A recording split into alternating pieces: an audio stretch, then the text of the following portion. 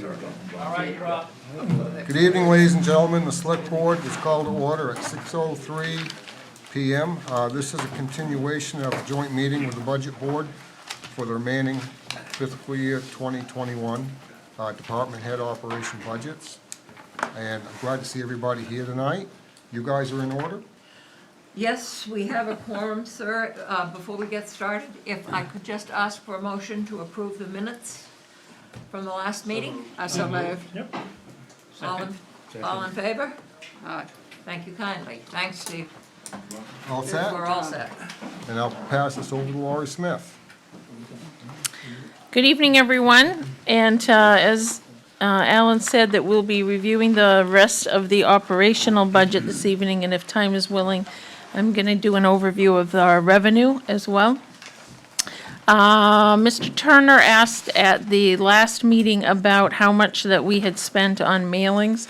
So we did do our best to compile what we could remember that we had sent out in the past year. That included contracted as well as in-house costs.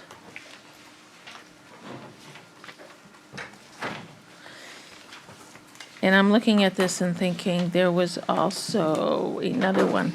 But we, we had a survey that went out, we had our tax bills, we had our reminder notices, we had our Goose Rocks Beach and Dock Square parking lot notices we sent out in the spring, as well as a special town meeting election notice because of the March primary, and our sewer bills. And so contracted, we spent about $13,500.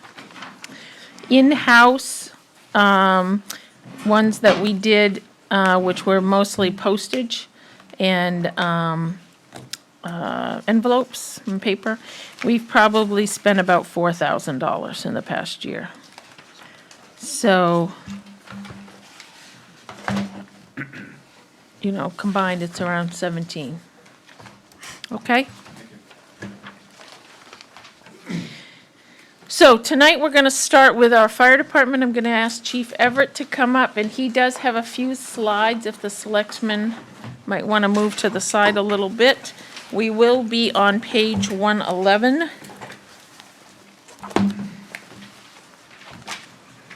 And Jay had plans to be gone next week. We'll see what life has in store for him. We'll see if the plans are still intact. But, so for that reason, we are gonna do capital for fire department tonight as well as operational budget.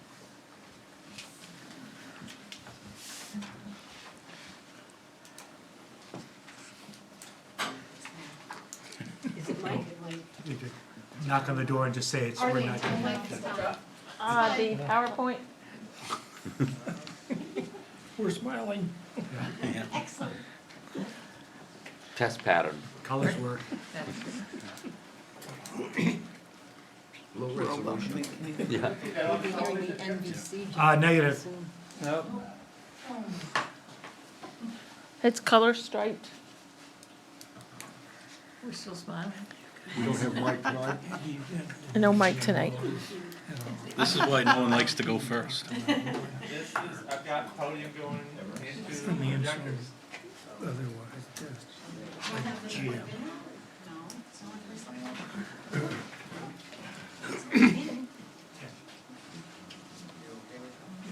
So that's on your laptop now? Yep. Well, no, on the laptop, she has the PowerPoint up. Can you refresh it?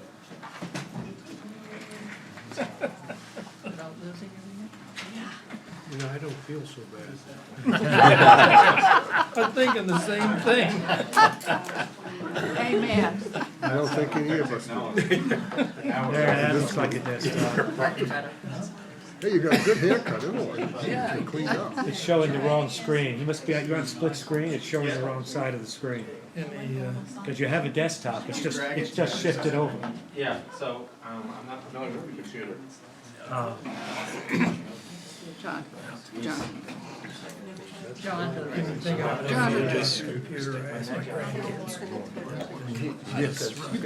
She's got a trash. Picture one, picture two. Good. Yeah. True. Yeah, I just, Knows more about it. Wait, nothing you did. Last week, I'm on a new electric toothbrush It should be working. that you now can get a toothbrush. Is the system tray showing down there? You connect it to an. Click on the P. What? Click on the PowerPoint. I just talked to my doctor's office. There's nothing. Eddie, I feel better. told her secretary, she'd just take the mouse and pound it on. Yeah, right. Change the batteries in the mouse. You know what I say, Dan? You can't fix it. Get a bigger hammer. Yes. We do that with lots of things. What do you think about shutting it down and You should rebooting see me it? changing the alternator. Oh, we got something going on. Keep display's looking good. You still gotta get it up there. There it is. Look at that. Let's say. Oh, all right. Here we go. So this is, Scared us there for a second, Jim. yep, no, this is, we're gonna be right here for a bit. I'll just, I'll snap at you. Respectfully, of course. Yeah, exactly. The fire department is. So you're gonna introduce yourself in case people don't know who you are. Hi, my name's John Everett. Everyone calls me Jay, the fire chief here in the beautiful town of Kennebunkport. The fire department's a community-based resource that solely relies on its staff to stop what they are doing day and night to answer a call. Over the last decade or two, it's been increasingly more difficult to cover the calls in town with this type of staffing model. Towns, especially like Kennebunkport, have had a particularly hard time keeping their community-based fire department. The town has demographic factors that work against us in keeping this type of fire department. We're a resort town, so it's difficult to recruit and retain members when a lot of the population is only living here for short periods of time. Times have changed a lot over the last 20 years. Most of the responders for the fire department and EMS were local tradesmen that stopped what they were doing to answer the call, and they worked locally. They filled a crucial role, especially the one that's especially not being filled as easily now, which is responding during the day, during the week. That's our hardest time for staff. Another factor that doesn't help is the fact that less than half of our responders that live in town work in town. So they're obviously not in town during the times when we have most of our calls. The most likely next step in the fire department staffing evolution would be going to a per diem type platform. Per diem employees don't usually work a set schedule, and they're paid for the hours they work with usually no benefits. So a per diem staffing model would put members in the stations probably to start out during the day, during the week. So just for some quick math, my Kennebunk High School math, 2 per diem employees at $20 an hour for 50 hours a week times 52 weeks a year is going to cost us about $104,000. It's not, in a second, I'm sorry, I got ahead of myself. Keep going. So at first we try to fill these spots with our own people, members that meet the minimum level of staffing, an interior qualification is what we call it. But I think it would be difficult because at 2 slots a day, 5 days a week, and if I only had, say, 10 or 11 people to work with, it would be tough filling all those slots. We'd probably end up having to go outside the department for per diem employees. But we'd still have to rely on our members from home because we need to meet a federal law, which is a 2 in, 2 out rule. And unfortunately, the experiences that other towns have seen, once they start down the per diem road, there's no going back. And unfortunately, the people coming from home, sometimes the numbers, most of the time, tend to drop off.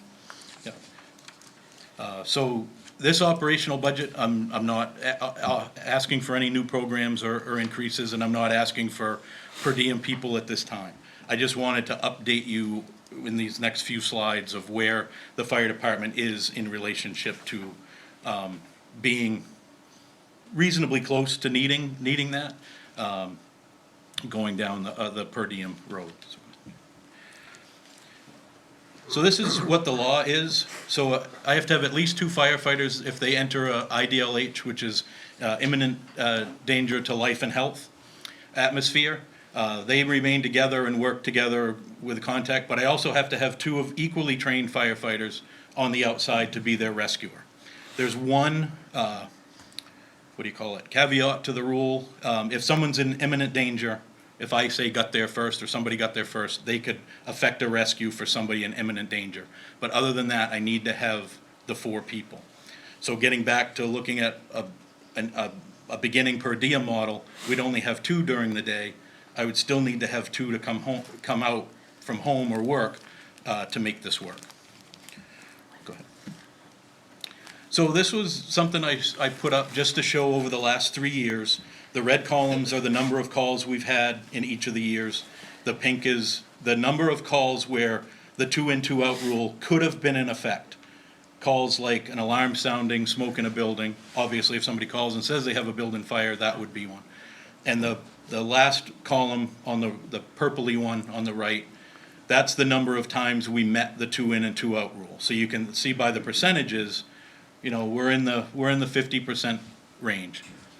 Not great, but it's not crazy bad either, but it just shows how, kind of how short-staffed we could be. So go ahead. So I looked at, for last year, I looked at the quarterly average of how many firefighters I was getting to come to calls. So and like I mentioned earlier, I have interior qualified and I have exterior only people. So the pink is the number of interior qualified on average for each quarter of last year. The next column is the exterior, and then the total is the purple one with the total of the in the red at the top. Go ahead. So this is just printed out. Basically, we have an average of almost 11 firefighters. If I can find that 10th of a firefighter and put them to work, it would really help us a lot. But they're kind of lazy, the 10th ones. So it's just showing that basically I had 7 exterior and almost 4 interior. Again, that's the sweet spot. But we're right underneath it, but we also can't get the 4 there every time. So I also wanted to look at the ages. So this is the end of 2018. So our average age of the department was 55, and 1/3 of the department was over 60, while 17% was under 30. So if we go, the next slide shows it in a graph form. It's the other is the 60 to and above, so 32%. So I wanted to show you this. I wanted to show you 18s to show you 19s. So go ahead with the next one. So our average age went down. I've put on quite a few people, probably 13 or 14 in the last 18 months or so. A couple of them have been on the young side, so that helped drop our average. But if you look carefully, now I have over 1/3 that's over 60, and my under 30 number actually shrank to 14%.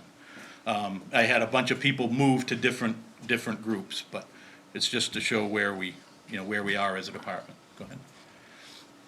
And that's just it again. 39% is 60 or above. Go ahead. So like I said, most of our calls happen when people, our responders are at work during the day, during the week. So this shows 2018 by the time of day. So if you look at the pink on the right, 0600 to 1200 hours, 32%, and noon to 1800 hours or 6 p.m. So 64% of our calls in 2018 were between 6 in the morning and 6 at night when most people are at work. Wow. Good. So 2019, it jumped to 71% are in that same time category. And these are things that, it's a little bit fluid, it's gonna move in and out, it's not gonna always stay that way, but it keeps showing that during the day, 6 to 6 is our busy time, call-wise.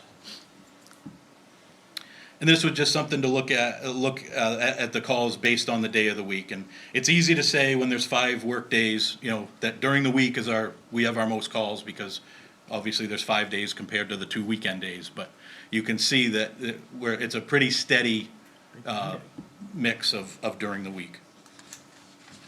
Go ahead. And Monday. Big Monday, Mondays, that's kinda yeah, wild. and then you look at this year, or last year, 2019, and there was only half That's as because we many, but- canceled Mondays this past year. Yeah, that's, I'm good with that. The numbers are low enough. So go ahead. So this one shows basically the same, unfortunately, as last year, but of our people, 55 live in town on the department, but only 23 of them work in town. And 9 people, myself included, live in Kennebunk, but 3 of them that are in the department only work in Kennebunk. So if they were able to respond during the day, they're close enough, and you can see how the rest of the towns break down. So you can see the fire department has some big decisions on the horizon. There's obviously no clear timetable for this to happen. I could end up with a staffing issue halfway through this budget, or I could be standing here next year at this time saying the same thing. I don't need to go to per diem yet. I just want people to be cognizant that it's out there. I want to keep the fire department as the community-based resource it's always been as long as possible, but I have to keep the safety of everybody in mind, and that we can do our job efficiently and effectively. And that's, does anyone have any questions there? That's my kind of overshoot of, yeah. Does $20 an hour, do they get benefits also? No, not usually. Well, it's such a hazardous job, looks like they get medical benefits, Yeah, healthcare. usually per diem, they don't usually work enough to Usually get per it. diems are employed as a full-time firefighter elsewhere. And because of the firefighter's schedule usually being 1 shift on and 3 days off, that they pick up these second jobs. So they have their health insurance benefits and everything with their first full-time firefighting job, and then these are secondary. Yep. Yeah, a lot of time, there are a lot of people that I know that's how they make their living. They just work per diem, all different places. I don't know how they keep their schedules straight, but every now and then they'll walk in and, oh, hey, I was supposed to be in a different town today. So my whole budget, didn't increase very much. There's one line in there that does look like it went crazy, but that was just moving money. And I don't remember, it was in my professional, what do they call that? The professional, expert and professional. Yeah, X is a former and a spurt is a drip under pressure, expert. But we just shifted, that we had to add something that wasn't in there from this current year. But we also shifted some funding out from another one, so it's really wasn't an increase. It was a that much. reclassification of an expense. That's the word. From one line item to a different line item. See? So, maybe you could just explain wages, because there's a lot of wage lines, and so who's in what categories for people who aren't familiar with it? So in that, what we say, 111? Yes. Let me get to it.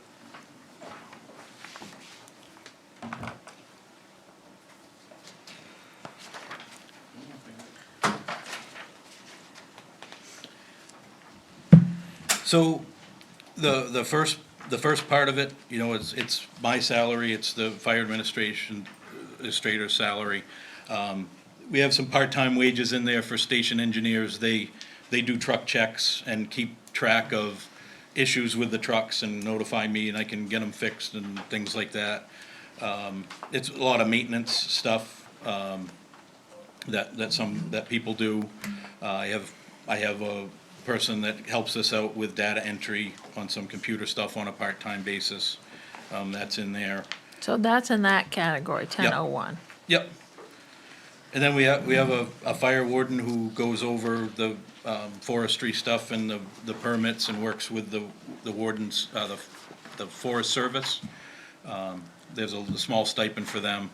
And then the 1007 is all our call firefighter stuff. So all of our emergency calls, hours for that, hours for the stipends for officers, training hours, because we pay our people when they're at trainings. And then there's different trainings that, like I have 2 people right now, which is great, that are in firefighter 1 and 2. That's a very long class, it's 240 hours to get their certification. When they're done and get their certificate, we reimburse them for the hours, and that's in there to send up to 4 people a year into that if I get the people that are interested and have the time. It's usually 2 nights a week and on a bunch of Saturdays from usually January to June. You say you have 2? I have 2 right now, yeah, which is good. Since I've been here, I've had at least 1 on each of the classes they've had. Do you want to tell people about the last 2 lines and about our fire stations?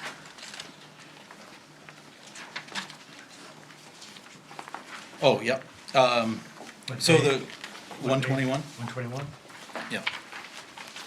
So the last 2 lines are the payment we make to Goose Rocks Beach and Cape Porpoise fire companies to lease space. The town doesn't own those buildings. So we lease space for use them as a fire station. They're owned by the So we private have 4 fire company. buildings, and we own 2, which are, Yeah, we own Wildwood and this building. And the The town intent is to does. keep all 4 active for the next coming year? Actually, we have a plan in place to move to a 2-station system, which would be here and Goose Rocks Beach. but in this year, we don't plan on But not making this that change. No, we're not planning on, there's some things that need to happen first. Chief, just out of curiosity, why is it we have to keep those 2 stations that are owned privately as opposed to publicly? Well, the issue with Wilds District, which the town owns, is it's not on a great piece of land. No, It's pretty. I thought David asked a different question. Yeah, I was asking why the 2 that are not owned publicly, privately owned, Yeah, what's the history for that? Why was that the case? I know, I honestly don't Dan know. knows. Dan Dan probably knows. The station at the Cape, and for the same reasons at Goose Rocks. The Cape station started in 1906, I believe. And just as a hose company with drag-along carts for its stuff. It's not a whole lot different at Goose Rocks, except it started much later. There were no funds from the town at that time for the stations to house the horses and equipment. And so the local people got together and put up the building. Originally in the Cape, it was what is now the Atlantic Hall. And then the Kittredges, after the 47 fire, built and donated to the Atlantic Volunteer Engine Company the brick building in the Cape. The one at Goose Rocks, that's I think the 3rd building that they've been in. Gilly Fessenden built the one on, I can never remember streets down there. Edgewood. Back again after the 47 fire. And they'd been in a small building before that. And during the fire years, or during the war years, almost all of the fire people at Goose Rocks were women for all practical purposes. but the town never owned those buildings. So the bottom line is private residents took it upon themselves That is to correct. build the fire station. Right, and then when we put the ambulance in the one at the Cape, I went to I was chief at the time, I went to one of the citizens and told her what we were trying to do. Get the ambulance in there, get the ladder truck in there, and she gave us a substantial amount of money for the specific purpose that the ambulance would be housed there, and that because it was the most central location in town without major problems with traffic. And she gave us a substantial amount of money to add on to the station, remodel it and what have you, and that's where we are today. Okay, and so today we pay a fee to who to lease those facilities? In the case of the Cape, you pay it to the Atlantic Volunteer Engine Company Incorporated. We pay out of that all of the costs of telephone, electricity, fuel, maintenance, etc. We pay out of what's in here, all the insurances, etc. Okay, That is but not is quite the same. The expenses for the firefighters No, just for the building building. and paid all. by the town. Yes. The firefighters. Yes, firefighters, the firefighters, yes. Okay. But the structure Gotcha. itself is paid Yeah. for. Gotcha, okay. Okay, Thank you. When you say we, are you talking about the Atlantic Volunteer Engine? Okay. yes. Okay, not the town, you're talking about. Right, We, I'm sorry. okay. We the Okay. fire company, Gotcha. fire station, Atlantic Volunteer, yeah. Thank you. And I- I wondered about that for a long time. Yeah. He was gonna tell you about Goose Rocks too. And then Yeah. Goose Rocks has a slightly different, or at least did when we set it up, I don't know how many years ago, 20, I guess, 25, that with the new buildings, that Goose Rocks gets the same amount of money per square footage of usage. But at the time, and I don't know if it's still the same, the town also pays for a lot of their expenses for keeping the building up, as opposed to the Cape, where we pay our own out of this money.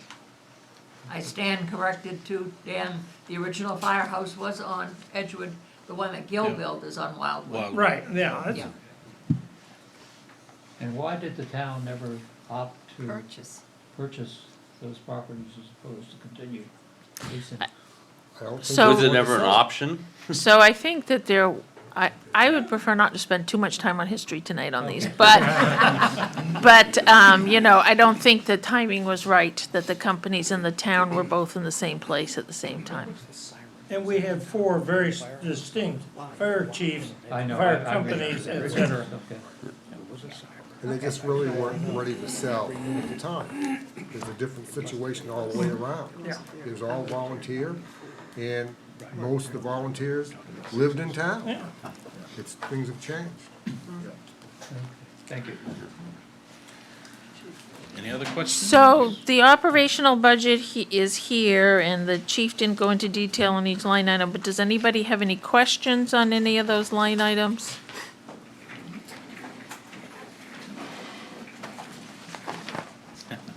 I gotta do the capital part. Capital, read it out.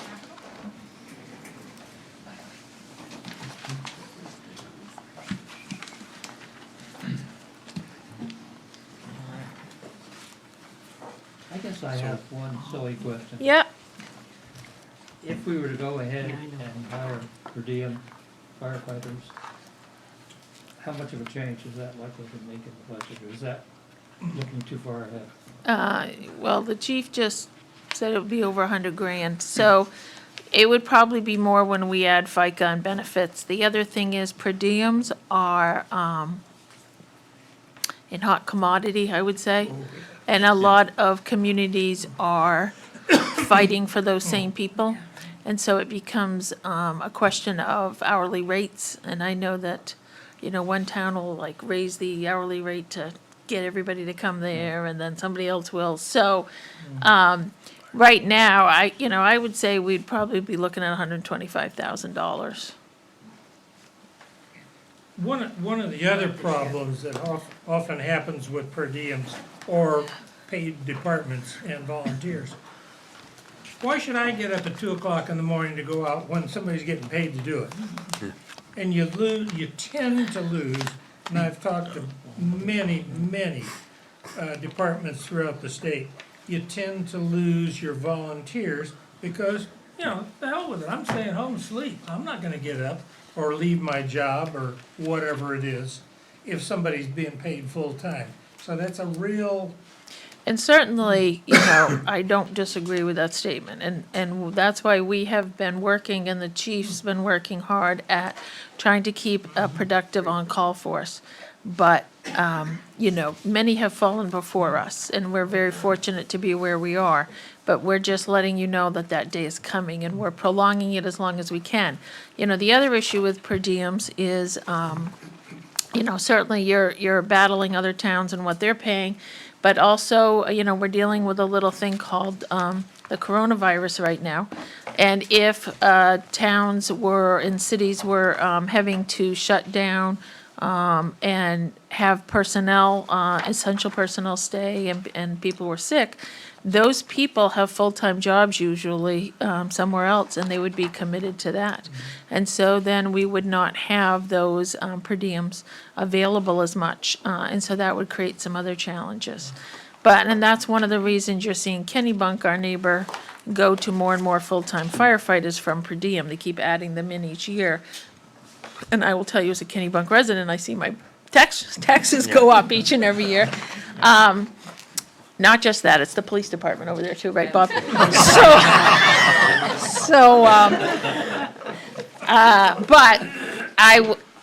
But that's one reason why. But then you have a 24-hour personnel, we'd be looking at a $500,000 increase to do that. So we are managing it the best we can, and that is our goal, but we're just letting you know it's a challenge.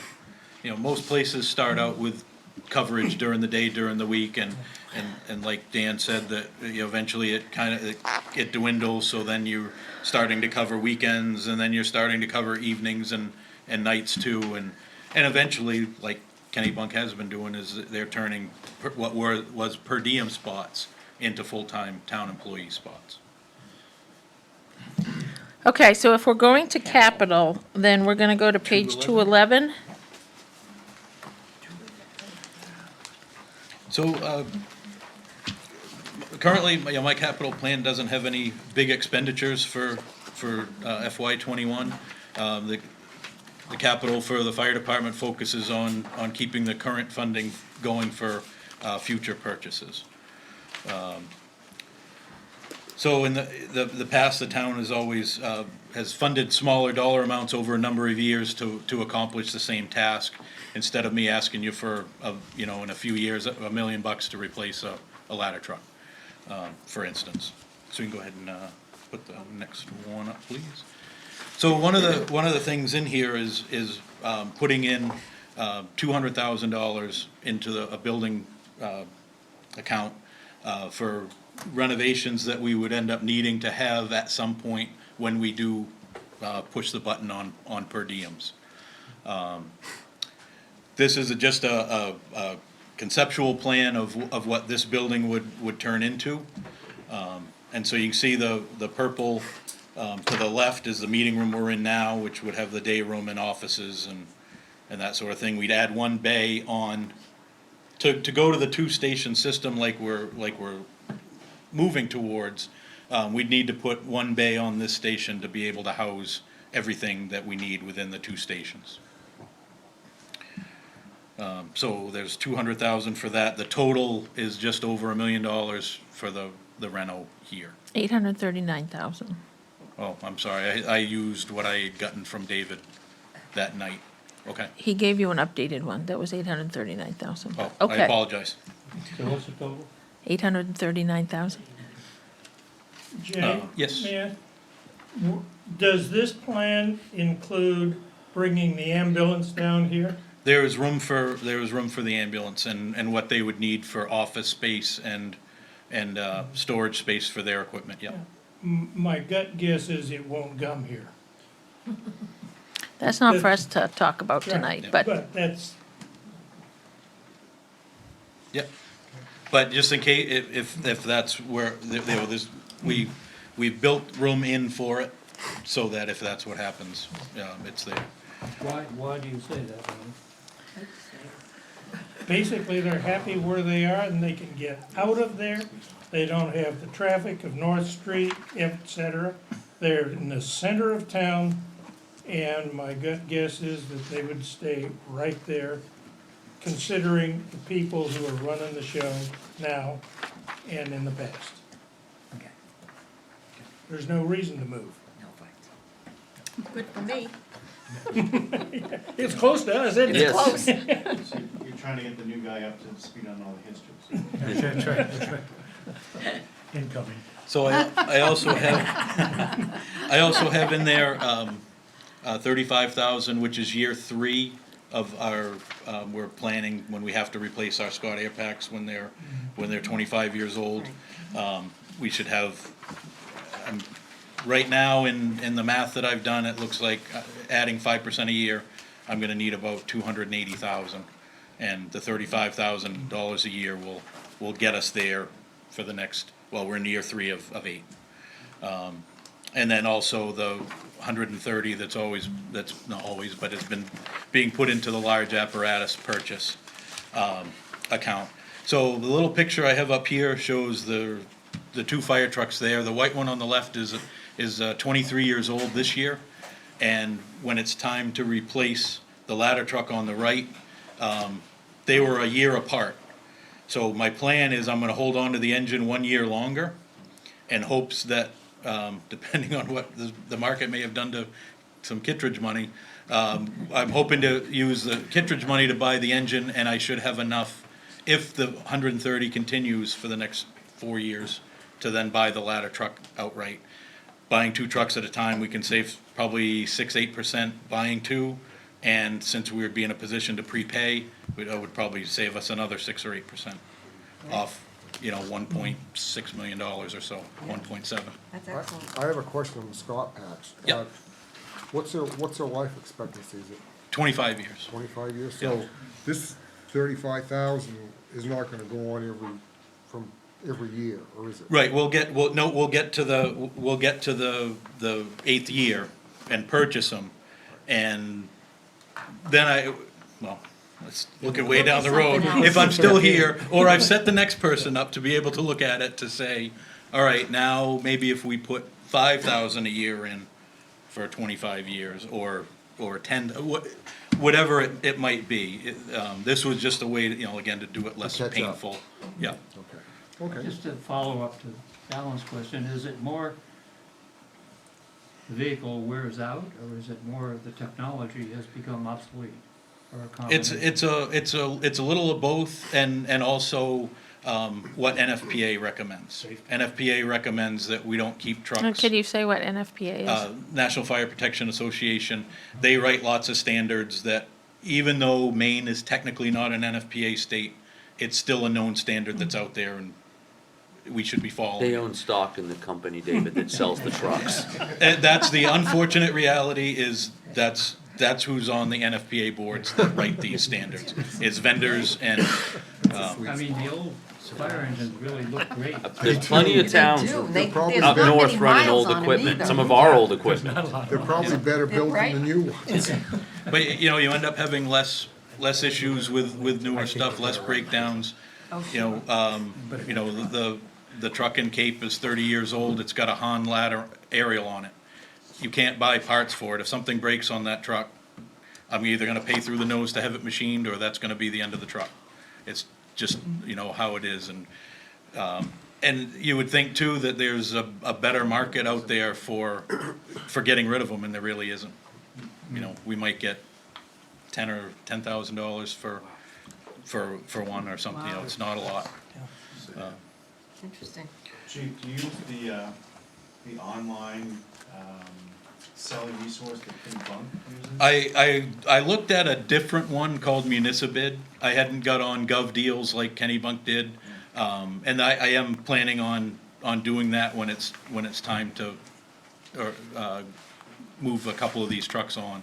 We have 2 trucks or 3 right now that we're still using that aren't in my plan to replace. So when something happens catastrophic, or I'm not gonna put a lot of money into them, but right now, they're running. My bigger problem is the people. I don't have the butts to put in the seats to operate them. So. Anyone else? Thank you. Thank you for taking us down memory lane this evening. They used to put fires out with buckets. Yes. Thanks, Chief.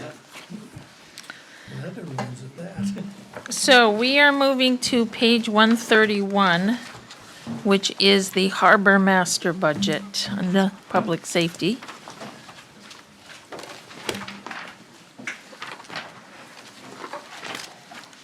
So in Kennebunkport, we have two harbor masters.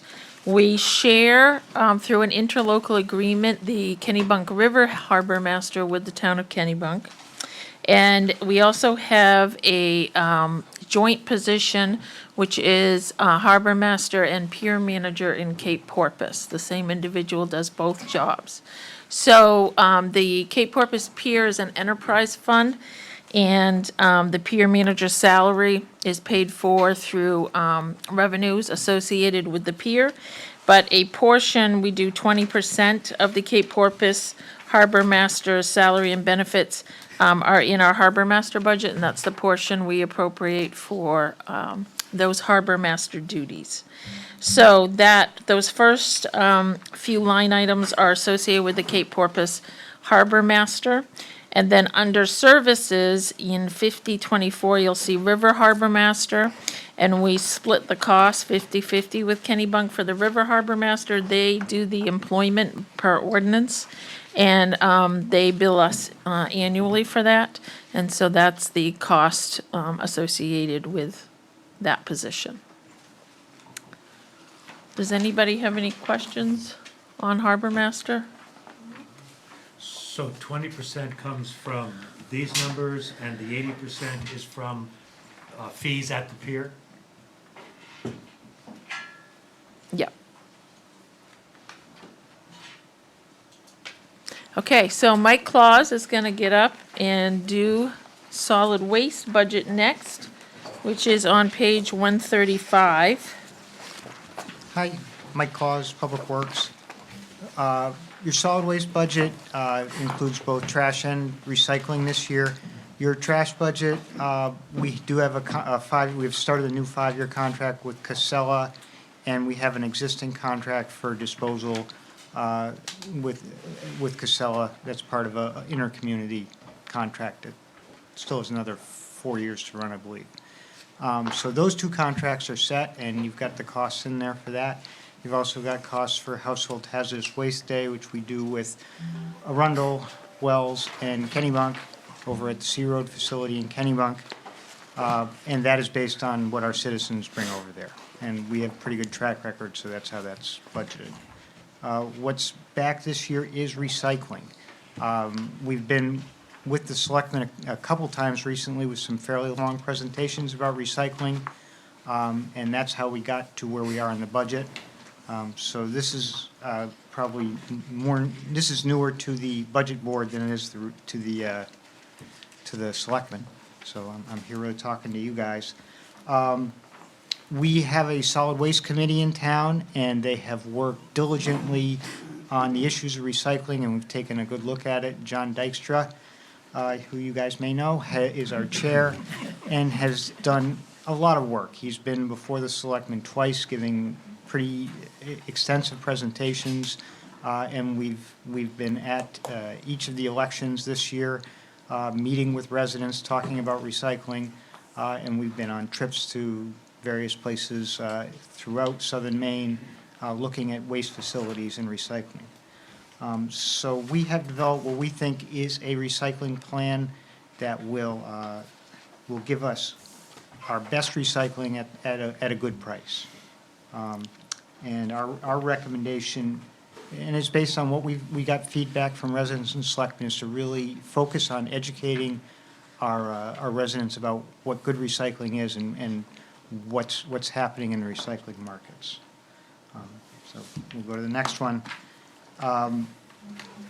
Recycling if we can educate our residents on recycling, we can successfully recycle material.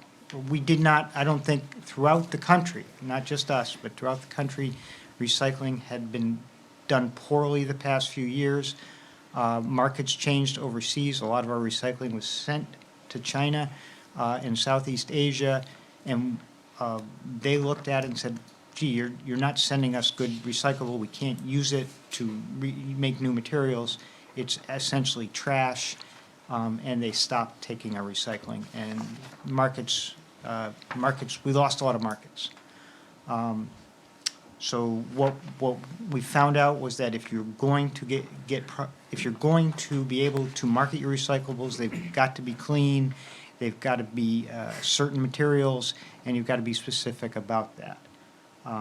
And when we look at a single sort system like we have, where you just throw everything out in the curb and it goes to a large recycling facility for sorting, if you put trash in that recycling, it does not help that facility, and it is not worth doing. So that is what we call contamination. So this slide talks a little bit about contamination.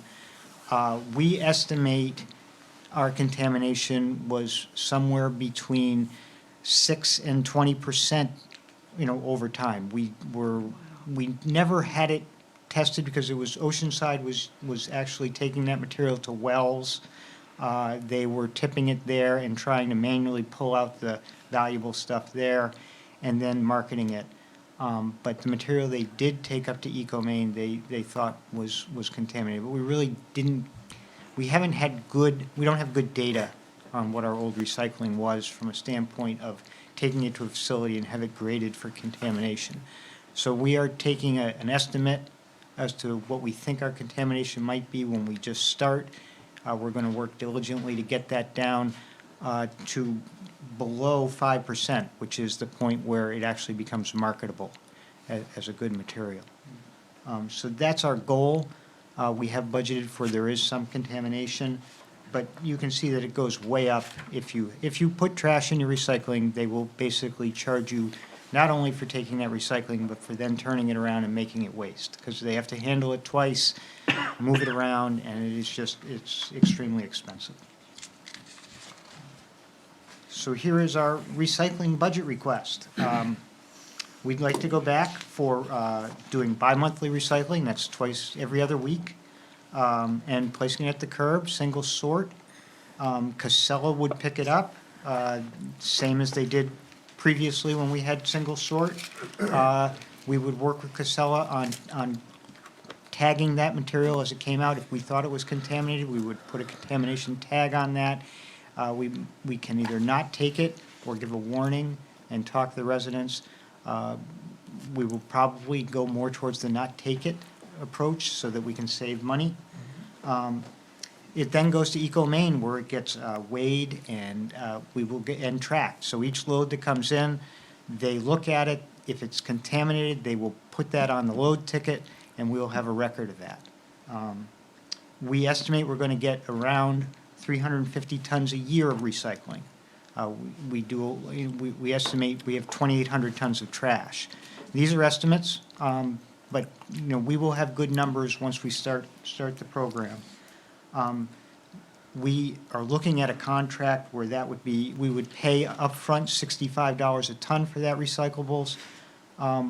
Current spot market at EcoMaine for single sort for communities under contract is about $95 a ton. So we would owe about another $30 a ton right off the bat to recycling. We estimate that there's going to be some contamination. We've put in $25 a ton. It could be more, could be less. Hopefully, we're going to go for less. And then there's the look back. That's that $30 a ton is the last line. So those are our numbers. We think that the collection is going to be at $106,000, and it's going to cost us about $42,000. There is, if markets go better, these numbers could look better, but we think they're realistic numbers. Mike, on your on 135, you said you have 2,800 tons of waste contracted. How close is that to reality? Are you close, or do you have some leeway, or how many tons got picked up last year? I think we had 27 and change last year. So- But it has varied. We have been over 2,800 in the past 5 years, and we've been under 2,500. Somewhat consistent. It's consistent, and it really depends on the economy. Mike, a question. I read recently EcoMaine is in the process of starting up a waste to energy, electrical energy generation plant. I wasn't aware of that. Yep. Um, Okay, well, my question is that include recyclable materials being burned, or is it Well, just waste materials being? EcoMaine has two facilities. They have a trash to energy facility, and they have a recycling facility. They're located right next to each other. Right. There is So already the- trash to energy. So if we bring contaminated recyclables in, it goes from one building over to the other, and they double check. Okay, and so they- it will include contaminated recycle. If we have contaminated, I think over 35%, and they take it over the incinerator and charge us. Okay, thank you. Mike, basically of the stuff that is quote recyclable, how much of it is actually recycled versus moved over into a landfill someplace? The- Any idea? For EcoMaine, they currently are using the Maine Resource Recovery Association to market their recyclables. So I've known Victor Horton, who is the president of that association. That's a nonprofit that recycles for Maine communities. He has good contracts with Nine Dragons, so he's able to move their paper down to a Nine Dragons facility in West Virginia.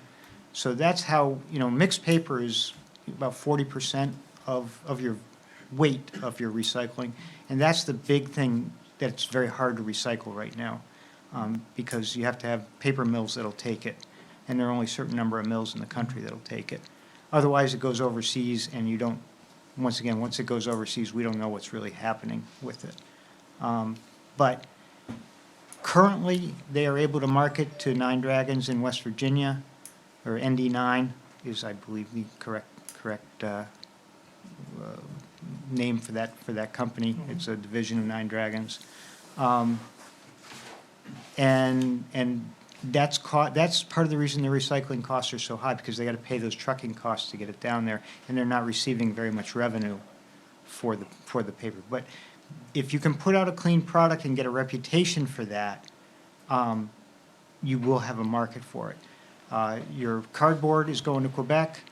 Your ones and twos plastic, there's a good recycling market for that.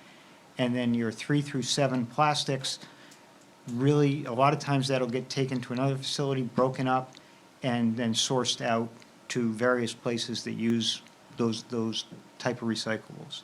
And those are the hard ones to track. But you're talking now 2% of your recycling when you're talking 3 through 7 plastics. Glass is being stored at EcoMaine's landfill. Currently, they crush it, and they're storing it there. They will give it to contractors for road projects, and they'll use it on their own landfill for road project and their landfill roads. Glass doesn't have a market right now. But they do accept the glass. They'll take the glass, so it doesn't go in the landfill other than as road material. It's reused, Does it count as contamination? No. Oh, just no market. Yeah. Have you looked at communities that actually have sorted bins of materials?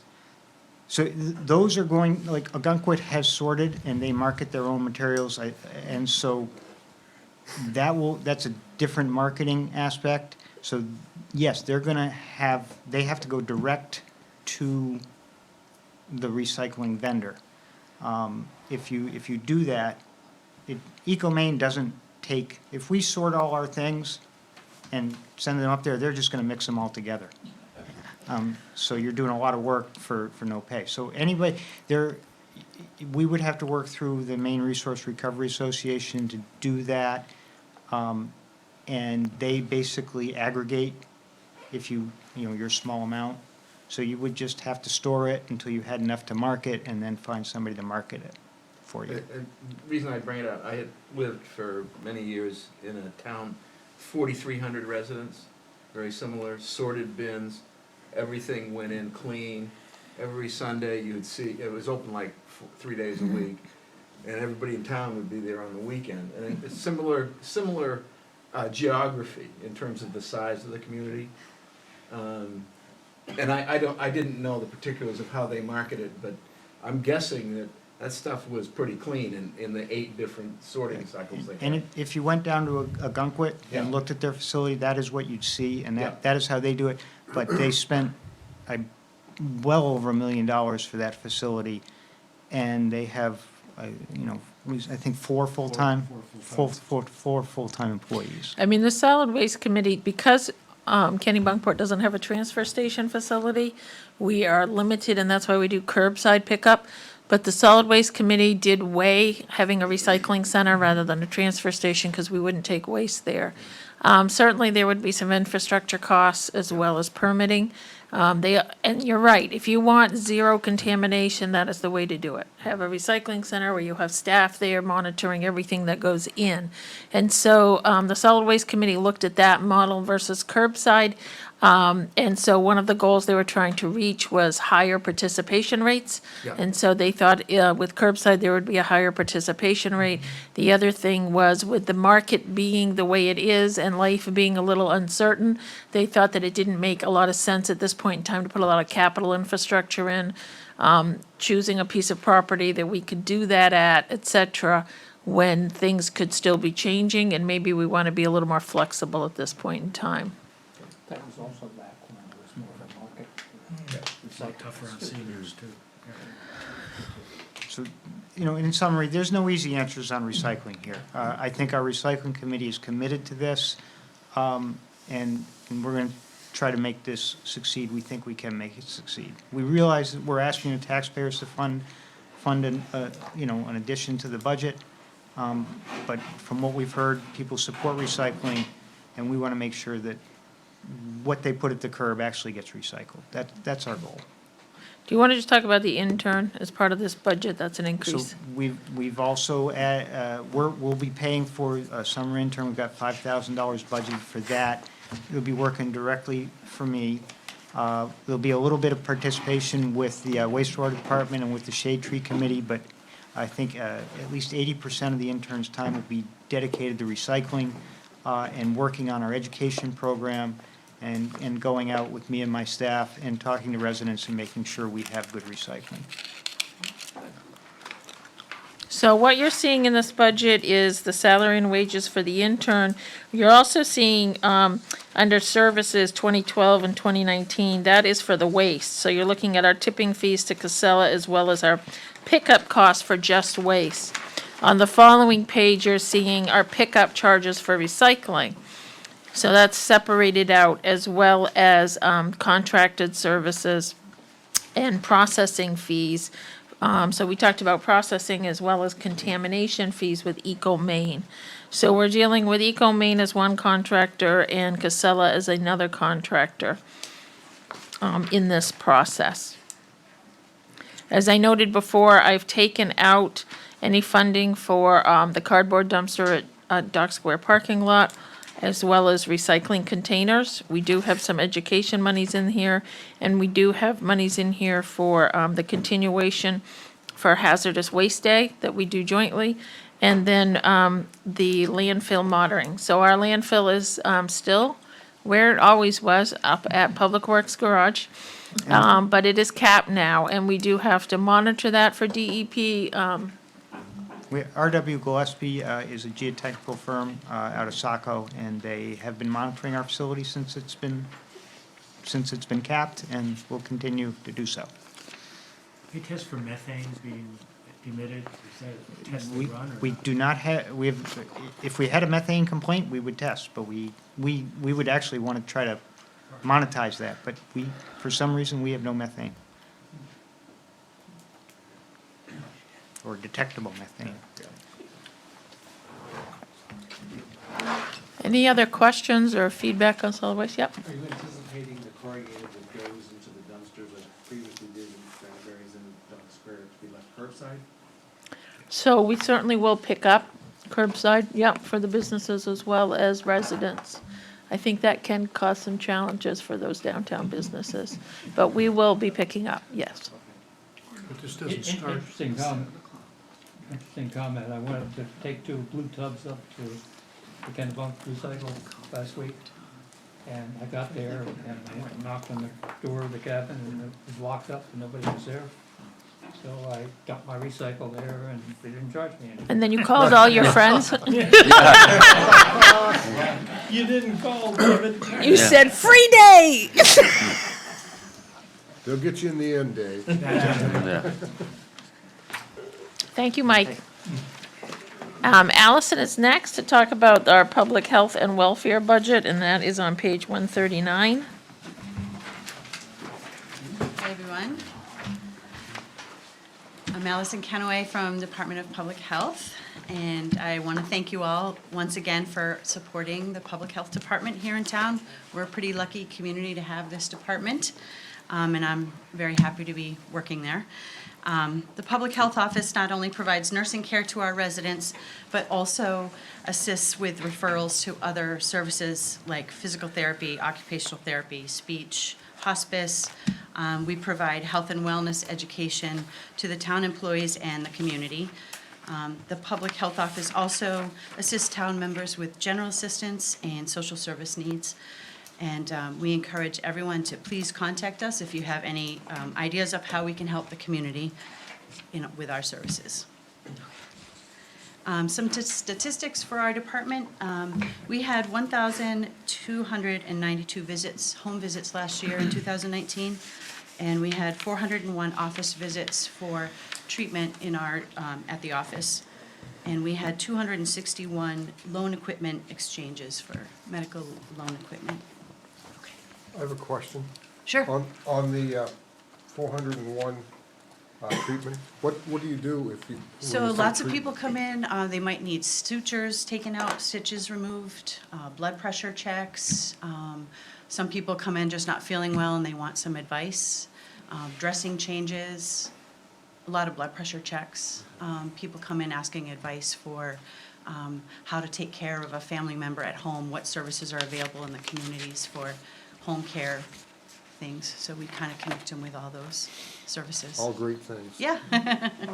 Can you or will you address any COVID-19 you're thinking or doing, or going to do? Tonight? No, yeah, tonight. Oh. I've got a cough. Go home. But are there any plans in place or just hasn't been addressed yet? Oh, we've been definitely talking about plans and following what the CDC is recommending. And it's evolving every day, whether we should stay home if you're not feeling well.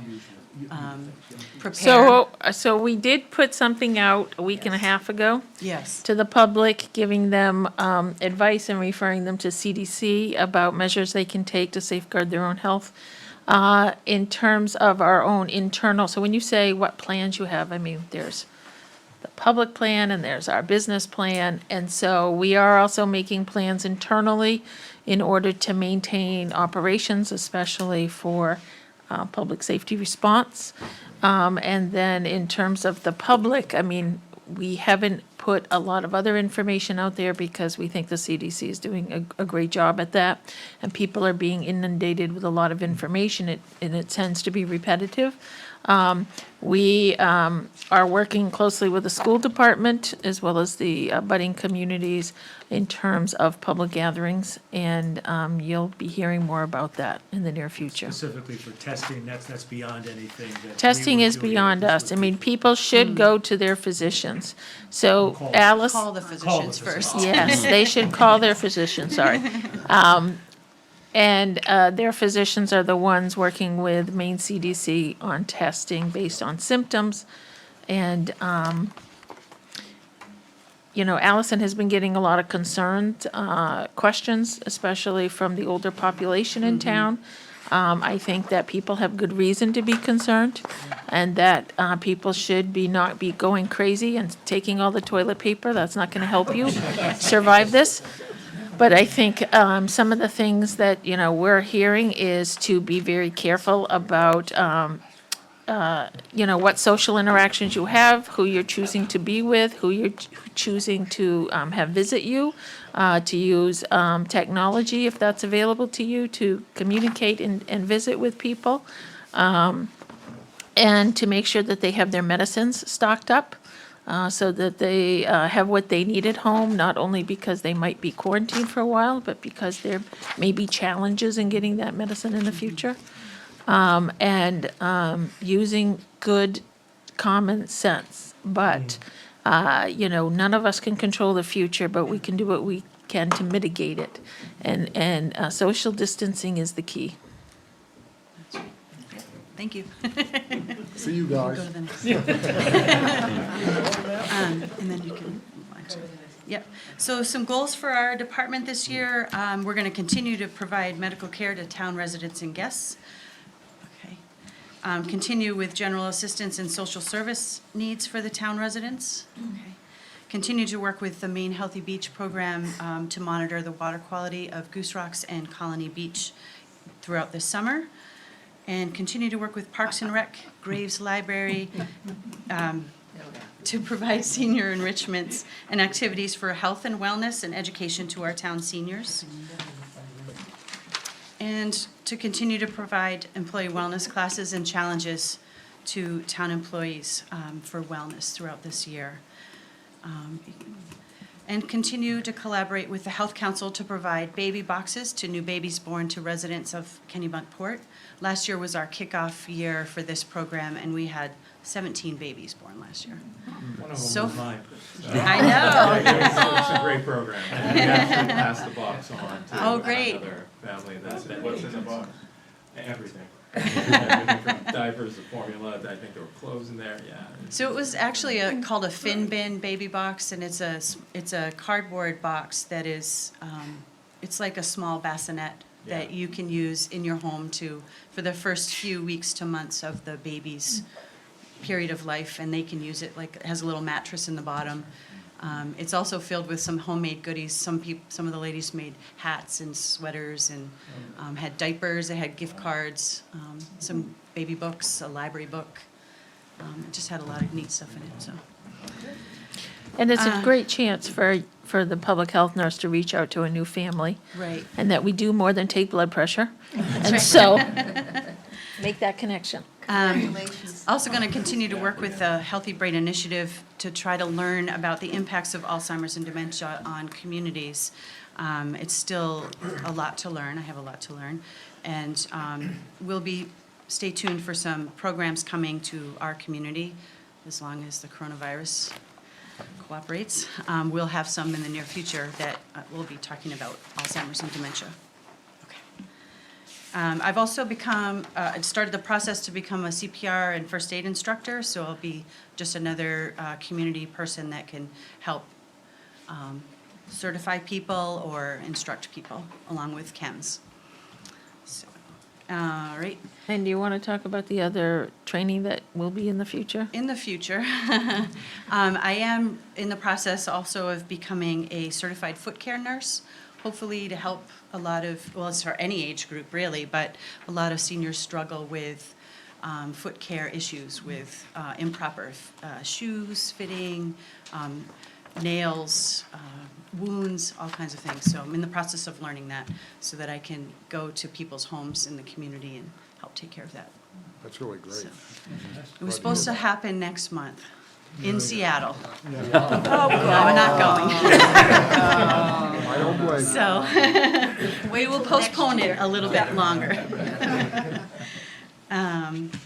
All right, so as Lori mentioned earlier in her budget presentation for the town, it's a challenging budget year, and the public health overall budget is decreasing this year due to changes in staffing hours and removal of insurance for the part-time nurse. Despite this change, we are very confident still that we will be able to provide quality nursing care and all the other services that we've always offered to the community with this change. You'll see these changes noted in the personnel salaries, wages, and benefits line items. And the other changes to our budget is just a slight increase in telephone lines due to contractual increase and an increase in the supplies and equipment line for replacement of an outdated computer in the office. The rest of my budget doesn't change. Okay. Any I have a questions? question for you. Sure. All the great service that you offer, do you require or prefer that people have health insurance, long-term care insurance, other applicable insurance to pay for those services? Our services are covered under the town taxes, so it doesn't cost them anything. So, in the old days, in Maine municipalities anyway, public health nursing was more broad. I remember when I began in Booth Bay 30 years ago, we had a public health nurse between Booth Bay, Harbour, and Southport. I think we are probably the only community left in the state that still has a public health nurse. So we are unusual in that, but I would say that the benefit we have seen is that we have probably reduced numbers of emergency calls because Allison and her crew are pretty proactive with people in getting them to help before they get to that state. Great. It's I money think well that's also spent. Yes. supported by the tremendous amount of money that gets donated to Right. the public health Right. organization, like residents. It certainly has helped Kim's over the years. Yeah. So now I do the welfare. Put your other budget. hat on. Yes, switch. So if you go to page 145, you can tell that Allison's 1.4 people do a lot of different jobs, from water quality monitoring to patient care. But the other hat she wears is she's our general assistance administrator. State statute requires that we administer a state program for general assistance for people in need. And so she'll take you through this budget as well. So, yeah, so the Public Health Office is responsible for the welfare of the town, and both the two nurses, well, Angela and I, are general assistance administrators. Okay. And there's no change in our welfare budget from last year. We live in a tremendously supportive town and generous. We get many donations to assist our community members in need, and these donations help offset the need for general assistance through the fuel and food assistance, Stuff the Bus and Food Pantry at Community Outreach Services, and Secret Santa and Stuff the Backpack projects. This past year, we had we had 5 children receive back-to-school backpacks filled with supplies.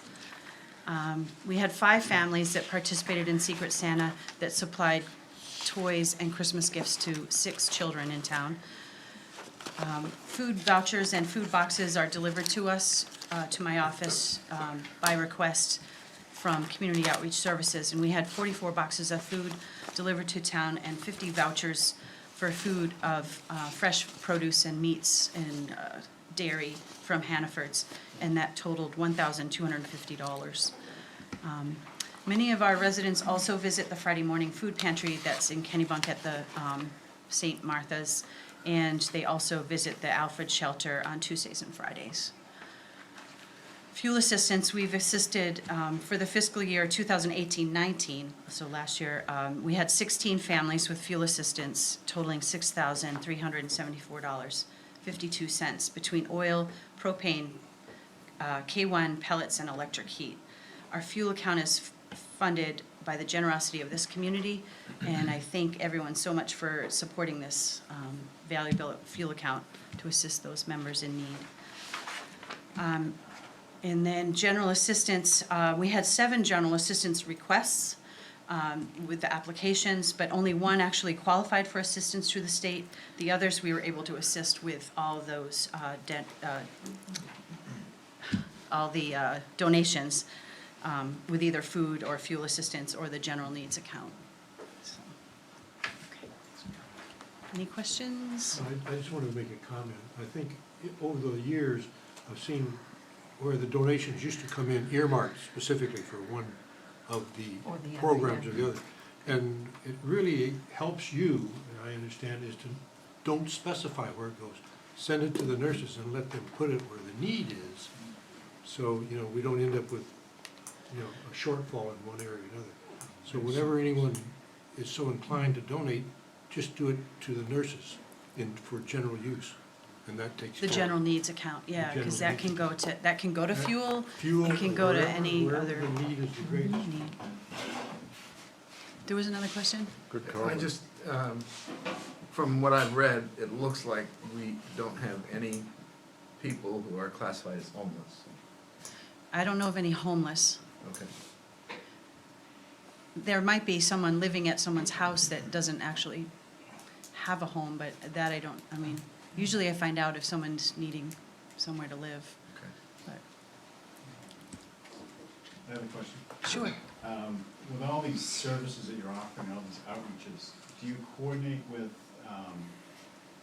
library or other town facilities or nonprofits to share the outreach or partner with them on things? So, yeah, we partner, so I utilize Graves Library a lot for programs and stuff. And then we connect with Kennebunk, with the Community Outreach Services in Kennebunk, and they support the 3 towns with fuel assistance as well. If we didn't have our own account, they also do have an account, but they do the food pantry, and they also have a special needs group there that if we needed to utilize them for other financial reasons to help people in need, we can tap into that as well. Community Harvest in Kennebunk also has some financial backing if needed. It usually goes through the general assistance offices of the 3 towns. So, yeah. And that's it. Thank you. Thank you, Allison. So next, we will go to the Shellfish Conservation. It says here on your document, page 121, but it's actually page 151.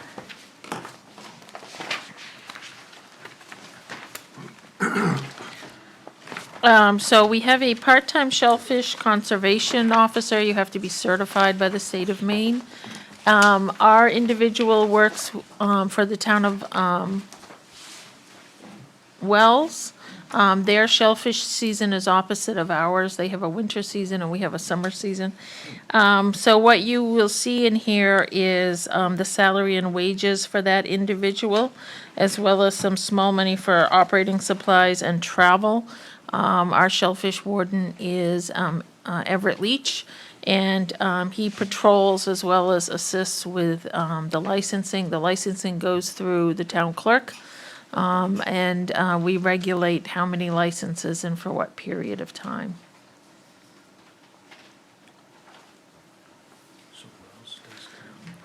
Does anybody have any questions on shellfish?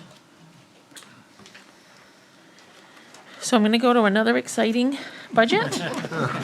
Page 153 is our public restrooms budget.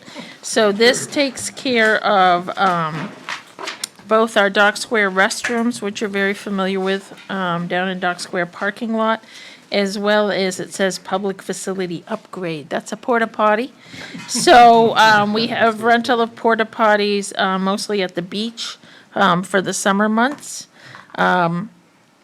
And that pays for those as well.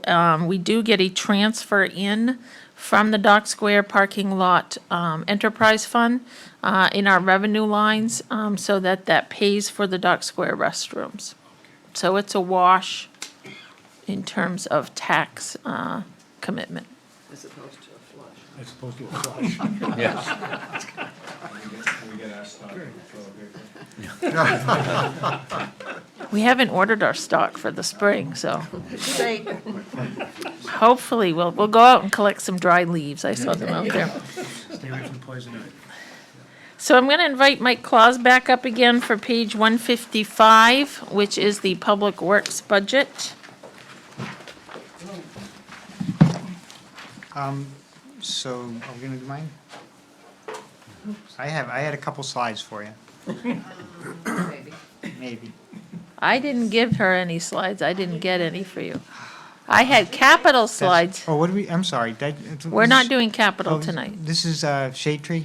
I thought we were doing streetlights. No, what this is Public Works, not Okay. I streetlights. got I'm mixed up. Yep, you're Sorry. doing a lot tonight. So we're just doing your actual job tonight. Piece of Highway. So Public Works, we have a nice flat year for you this year. Town manager took a look at my budget and said, oh, you got plenty of money, we'll take some of that. So you see some negatives in my budget. And that is what it is.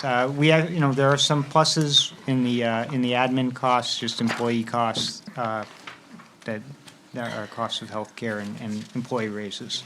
We have very few increases. I think we've got an increase, I put in a couple $1,000s. We've had a lot of tree response issues for non-shade trees. So I asked for a couple $1,000s to help me with some of the bigger trees in town that we've had to deal with people with complaints on safety issues. My budget for street marking went up $500 because it's a bid cost. We bid that through Greater Portland Council of Governments, and we've seen those costs go up over the past few years. So that's why I put a little bit more money into that. But otherwise, we were very flat. Can you just give people a brief overview of what services your department includes? So it's basically winter and summer maintenance is what we're talking about.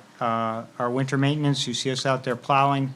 Our salt budget is very good this year. That's why, part of the reason why it got cut. We had a very light year. We still have salt left over. If you come up to our shed, you can look at what we've got left over. You've already paid for that, but it's not going anywhere, and will get used next winter. And I can't quite sneak that by the town manager, so that's that. You have done all right in previous years, I would say. If it snows again, I'll be crying next year, so. In the summer, we're responsible for roadside maintenance, mowing, tree works, fixing your sidewalks, potholing and all that, gravel roads. So, and little projects that we run into with other departments, and small maintenance projects that residents ask us to do. So there is a small amount of maintenance money in our budget. In the summer, generally speaking, our crew has been working on capital projects where materials we use are paid out of the capital budget, but we do not ask the capital budget to reimburse our costs for our labor. So that's sort of the town operating budget, investing in the community. For me, that's good because then if we fix the roads right, we don't have to pothole them and we don't get complaints. So, a good robust capital program that we'll go over later does help keep our expenses in our operating budget lower, and I actually think you're seeing that a little bit in this budget. So paving road is capital, is that right? So that's what the. Paving would be in your capital budget. Right, is the Gravelly Brook Road the only gravel road left that the town maintains? Fisher Lane and Fairfield Hill. Oh, okay. And Spouting Rock, Oh, okay. are Thanks. all gravel. I would just say that the Public Works Department is the safety net for the town. Anything that anybody else doesn't do, or anybody needs help, whether it's setting up election tables or putting up an ice rink, or whatever the case may be, they're the ones who are there. And so it may seem like they're road maintenance, but they really do a lot for the town. And we appreciate it. Yes, Right. very much. I try to put pictures on Facebook to give my crew credit. So you're gonna stay right there. Oh, okay. So, if we go to page 167, we are going to utilities. So in the past, then you're gonna be up. In the past, utilities included both fire hydrants as well as streetlights. So fire hydrants, we pay a portion of the water district's budget through a requirement through the PUC, because for public fire protection, they need to have a larger size water pipe in the ground than they would if they were just servicing water service to your home. So that is preset and determined, and we have a hydrant rental fee, they call it. So this year, we're seeing a 6% increase in water rates across the board, and that includes our fire hydrants, which are seeing an increase there. In the past, it included streetlights, but we've talked to you, and Mike will talk more next week and this week about streetlights. But we are proposing that we purchase the streetlights from CMP, and because that means we'll have additional costs, we have now created a separate set of accounts so that we can track that better. And that would be on page 173 is our streetlight. So, last year, just looking at CMP's bills, what we actually paid, we're paying, $4,600 and $48 a month. That's what we're paying for streetlights. And so that came out, our actual costs, $55,777. So I went and budgeted $34,500 for this year. So I don't have enough to pay that. So hopefully we will buy the lights when we get to capital. The streetlight plan for buying has been a long process. It was started by Nathan Poor, a Kennebunkport resident, former town manager, currently town manager in Falmouth. Jim Stockman and our consultant George Woodbury were working with Nathan back when he was town manager on this process. There was Nathan did a lot of work with the state legislature to get legislation to allow municipalities to purchase streetlights. If you've watched the news, you'll see that I think there were 6 towns in Maine that joined together to buy all their streetlights. One of them was Falmouth, where Nathan works, and those people all bought all their streetlights from CMP and are currently running them. They went with the process of changing out all their streetlights to LED lights right away. So they purchased all their old lights, got rid of them, put in new LEDs. And so as we approached this in the past couple of years, we decided we didn't want to pursue that because of our platter lights that we have now. People like the platter lights. We want to keep them. There is a LED available for that.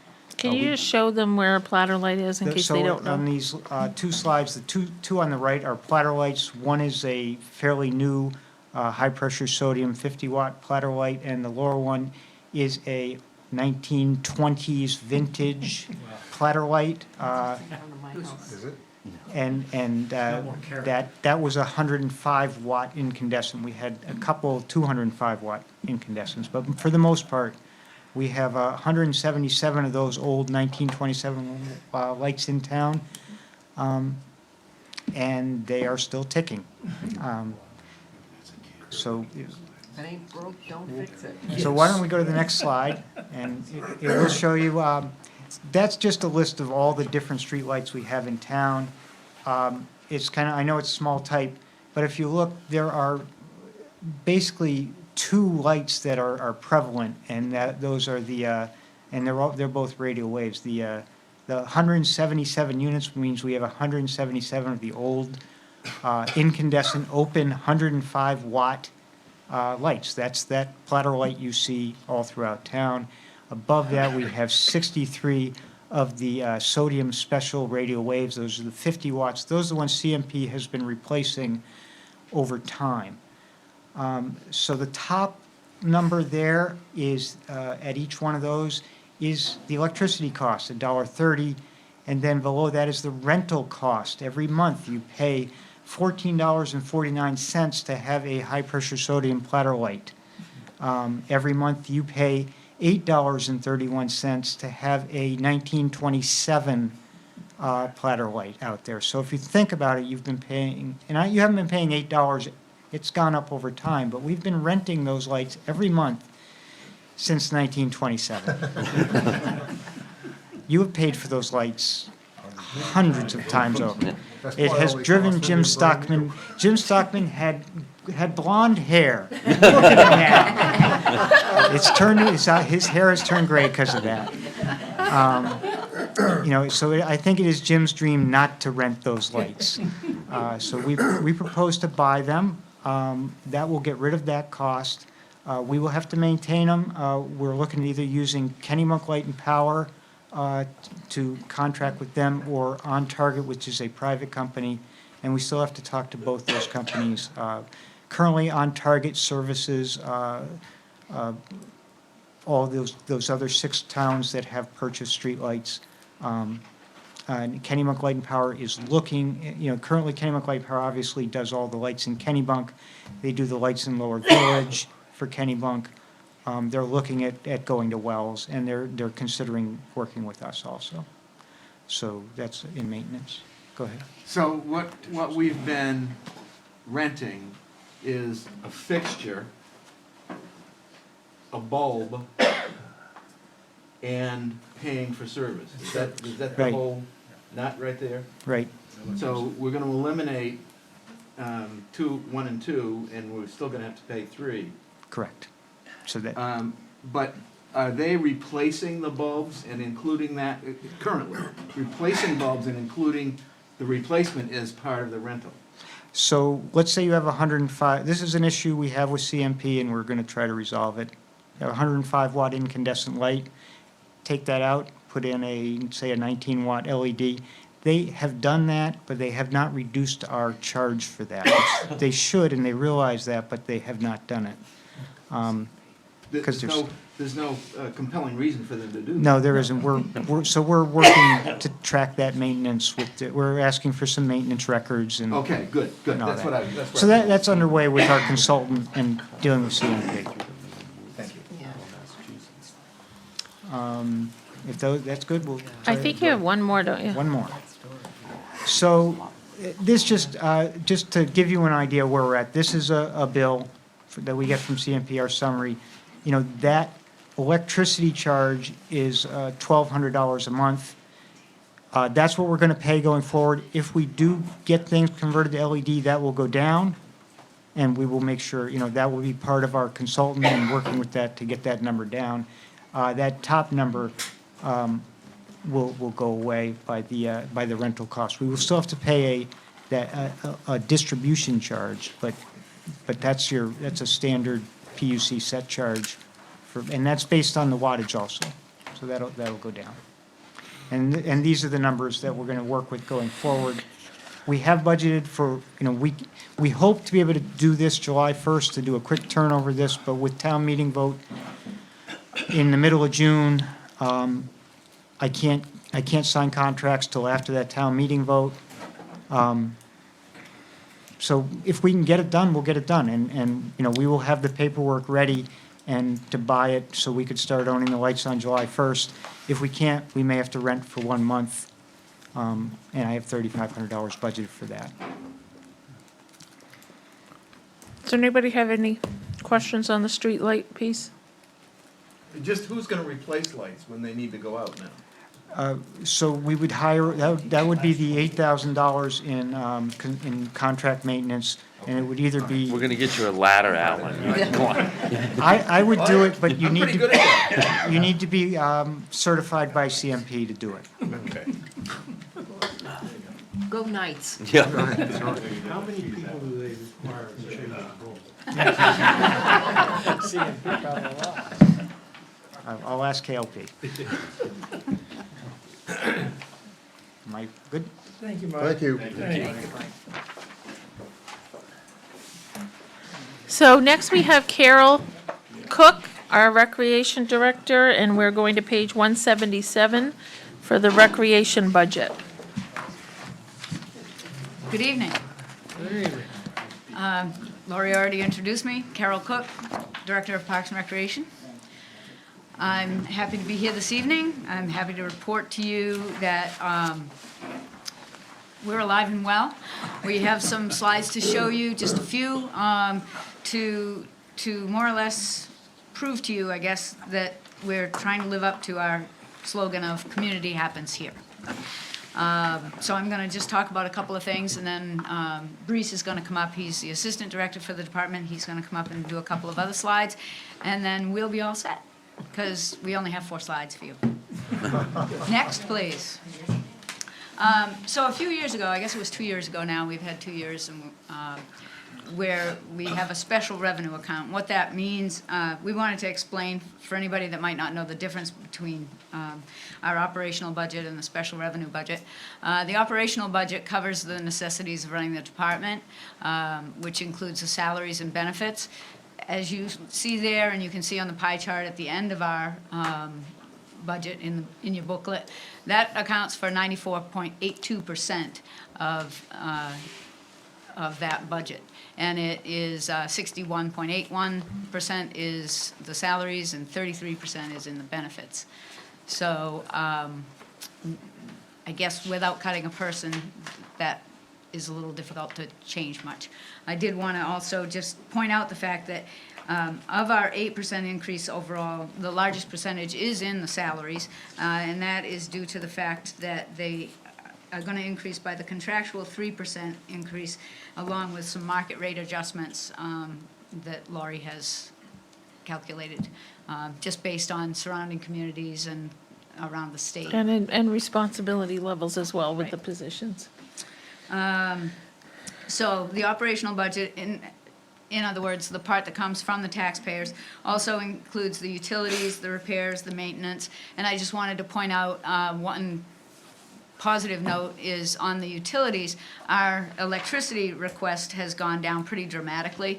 And that's just simply due to the fact that when we did last year's budget, we were newly into our new building, and we were running about $800 a month in electricity costs, and I was just dying.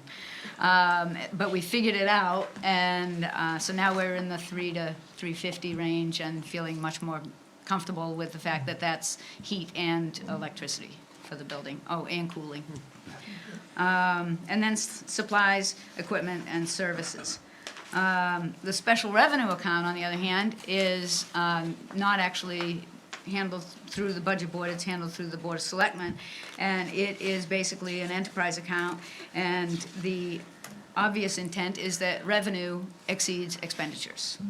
And that allows us to have more flexibility than the old system, if you will, whereby if we have a program that's really, really successful and we need to add staff, as long as the revenue is going to cover that staff, we have that flexibility.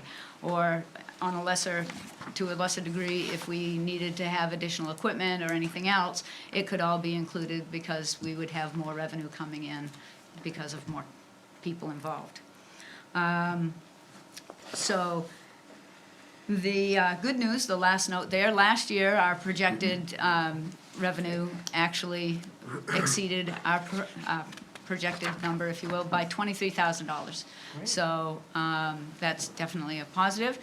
Then as you look into this year, and we're looking at what's going on, we have $95,000 that will go from our projected revenue in our special revenue budget directly back to the town to help cover the operational costs. So that's kind of the rundown as to how that works. And I just wanted to make one further comment before I have Brees come up, that we're all being affected, obviously, by the coronavirus at this point in time. It's a great big unknown, and at this point in time, we are planning to continue to do what we can do with the restrictions that are placed upon us, and making our information available as best we can to carry on as best we can. So Are we gonna have our dodgeball tournament? that's a big question mark at this point. That would be considered a large event, and it's hard to say. Depends on how quickly. Fair enough. Yeah. So, Brees? All right. That's sour note. Hi, I'm Brees. I'm the Assistant Director for Parks and Rec, if you want to go to the next slide.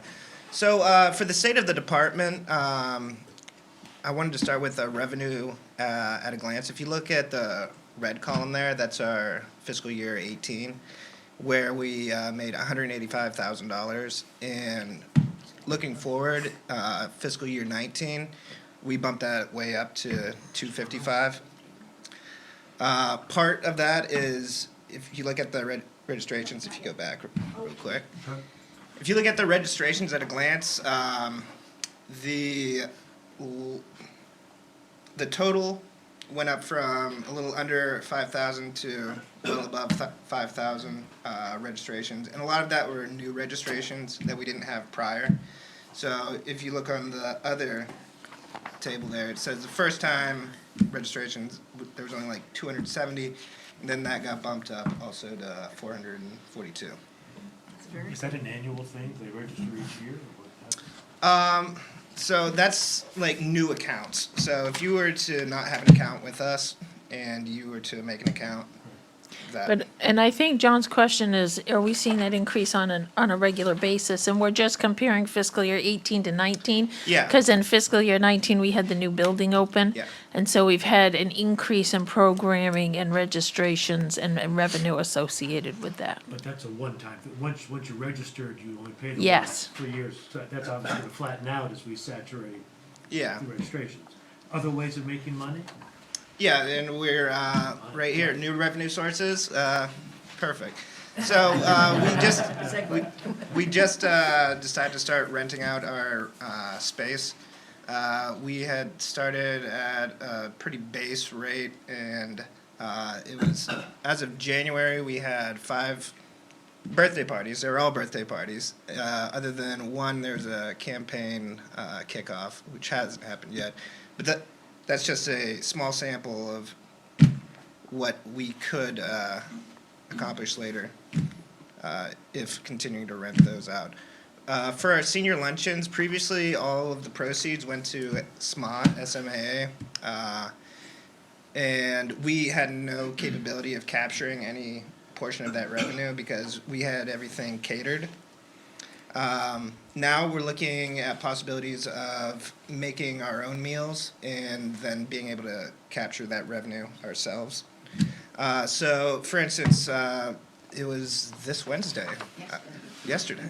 Yeah. Yesterday we had a senior luncheon. For example, it's $7 per plate. Our revenue turned out to be $232, and we only expended $175. Part of that $175 was the entertainment.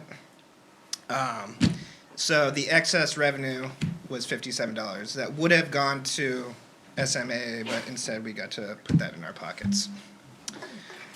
Something new that we've just started to do since last spring is do different tournaments and different events. Some of those being the dodgeball tournament. A lot of fun. A lot of fun. We just did a hockey tournament. We did 2 of those actually on the new rink. And between all of those, including the Zombie Dash that we had over at the Conservation Trust, we were able to capture $5,699. For a while there, we were struggling with our trips, and we couldn't really get into the market that Kennebunk had a lot of that market captured.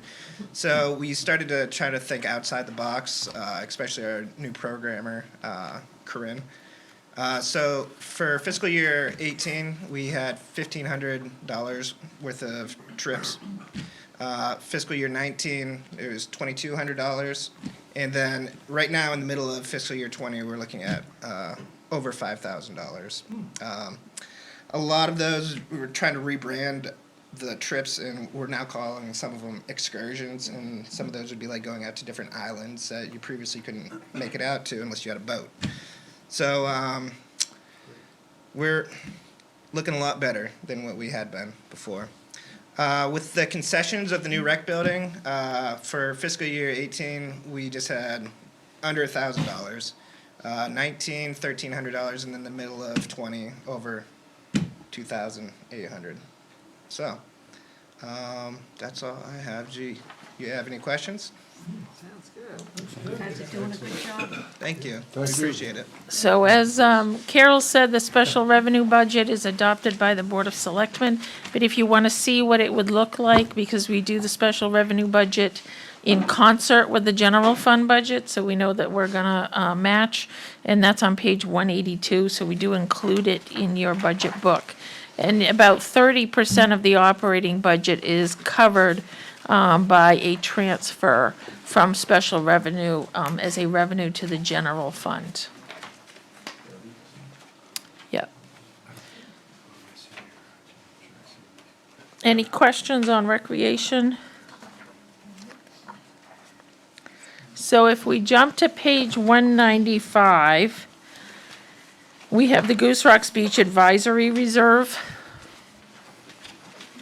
So as part of the Goose Rocks Beach agreements that were made, we have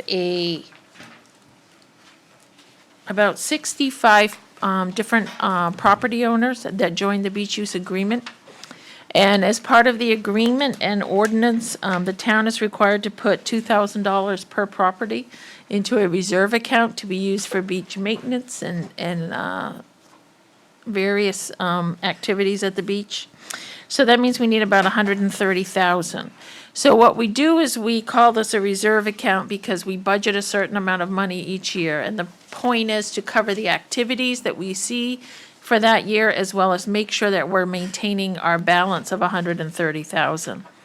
So that's why you'll see the salary and wages here are for our community safety officers. So those are the individuals we hire during the summer to patrol the beach and parking, and work with people on making sure that the agreement and the ordinance are kept intact and that people are abiding by those rules. You'll see FICA associated with that.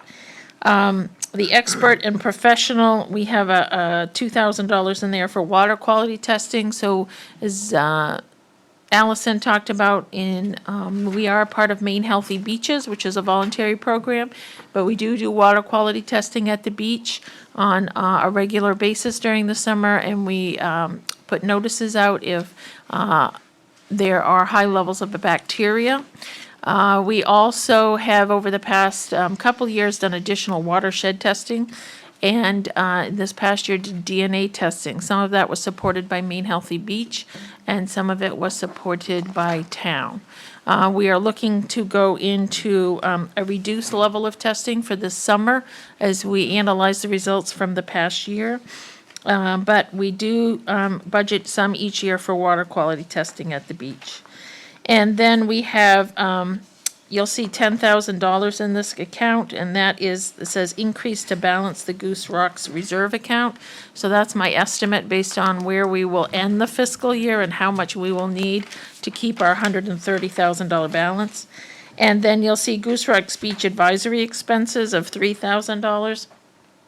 Our Goose Rocks Beach Advisory Committee is established by our Goose Rocks Beach ordinance. Their job is to monitor and work with the selectmen on issues related to the beach premises.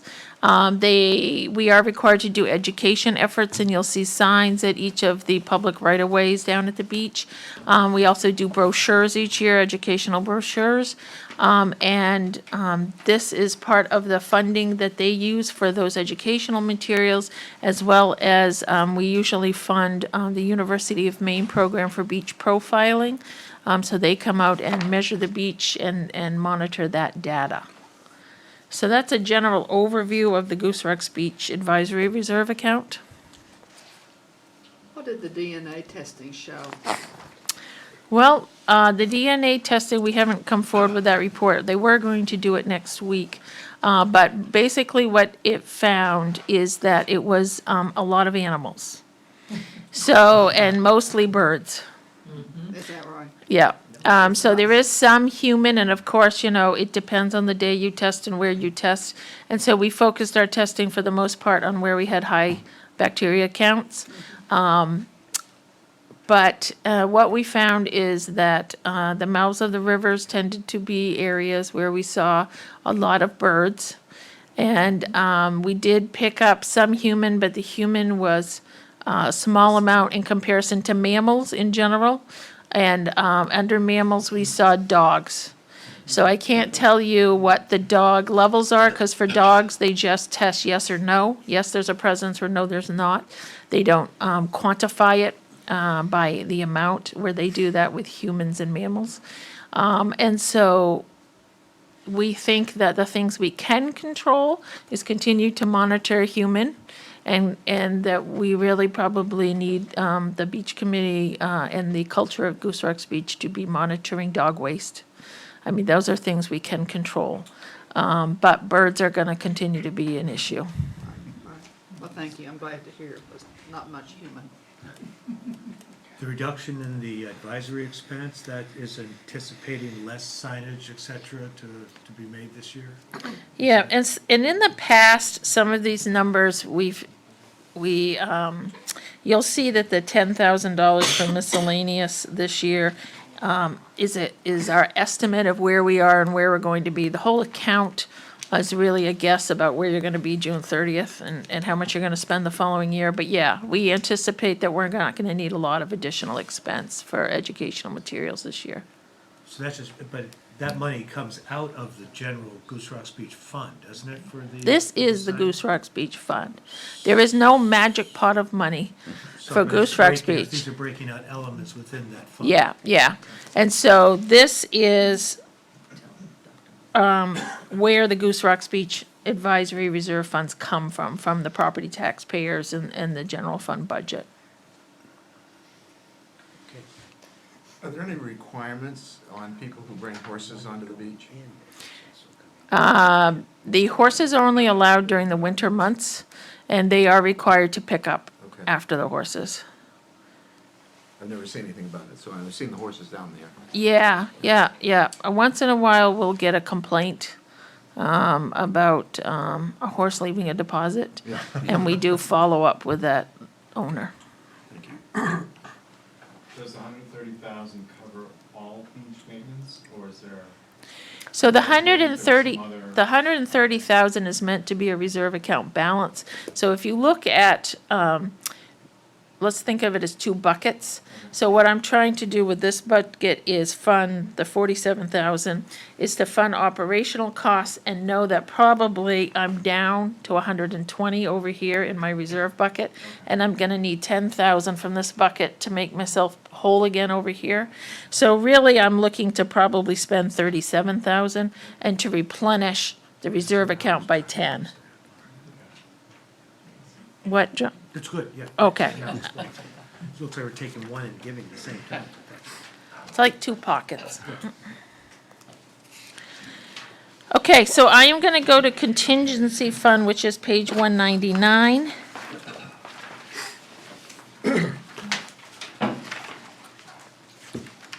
So the contingency fund includes a few different items, and I'll review them. The salary and wage line, on years that we'll have a union contract, in the middle of negotiation, this is not this year, but in years where that might be, you might see larger amounts. So FY19, for example, you'll see larger amounts in that contingency line. It's because we haven't settled a contract, so we don't know what that impact is, so we put some money in contingency.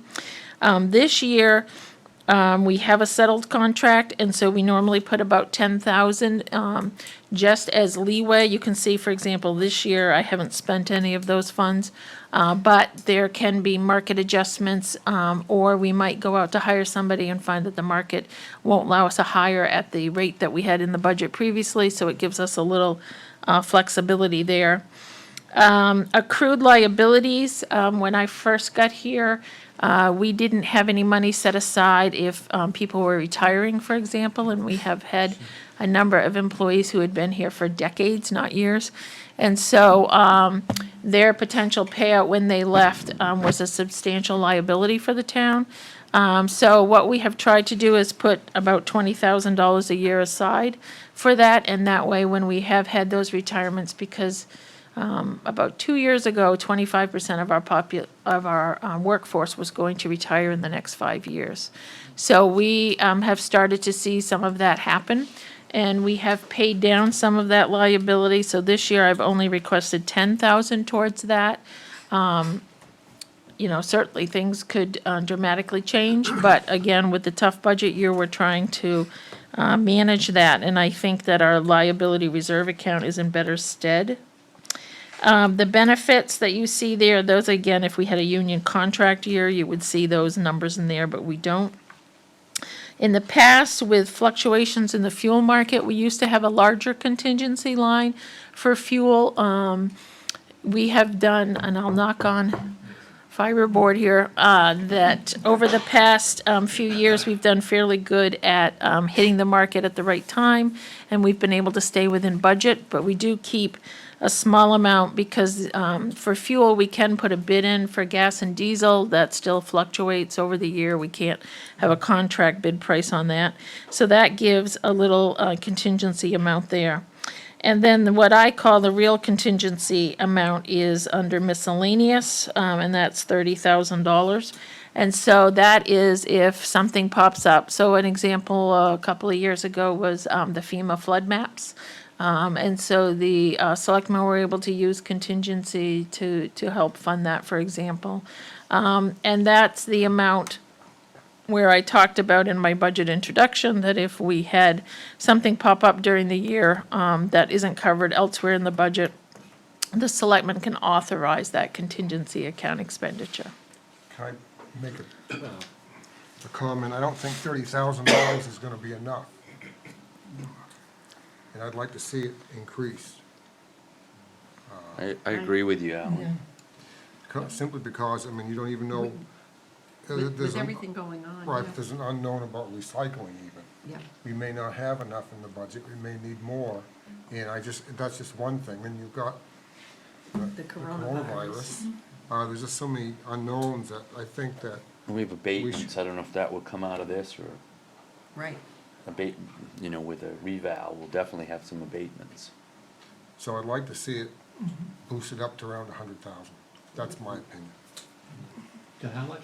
100,000 instead of 30,000. And And if we don't use it, it'll be there next year, it's not like it will be we'd move it gone. into the next year, whatever there is left, so maybe we wouldn't have to have any more in next year's budget, if there's money left in that.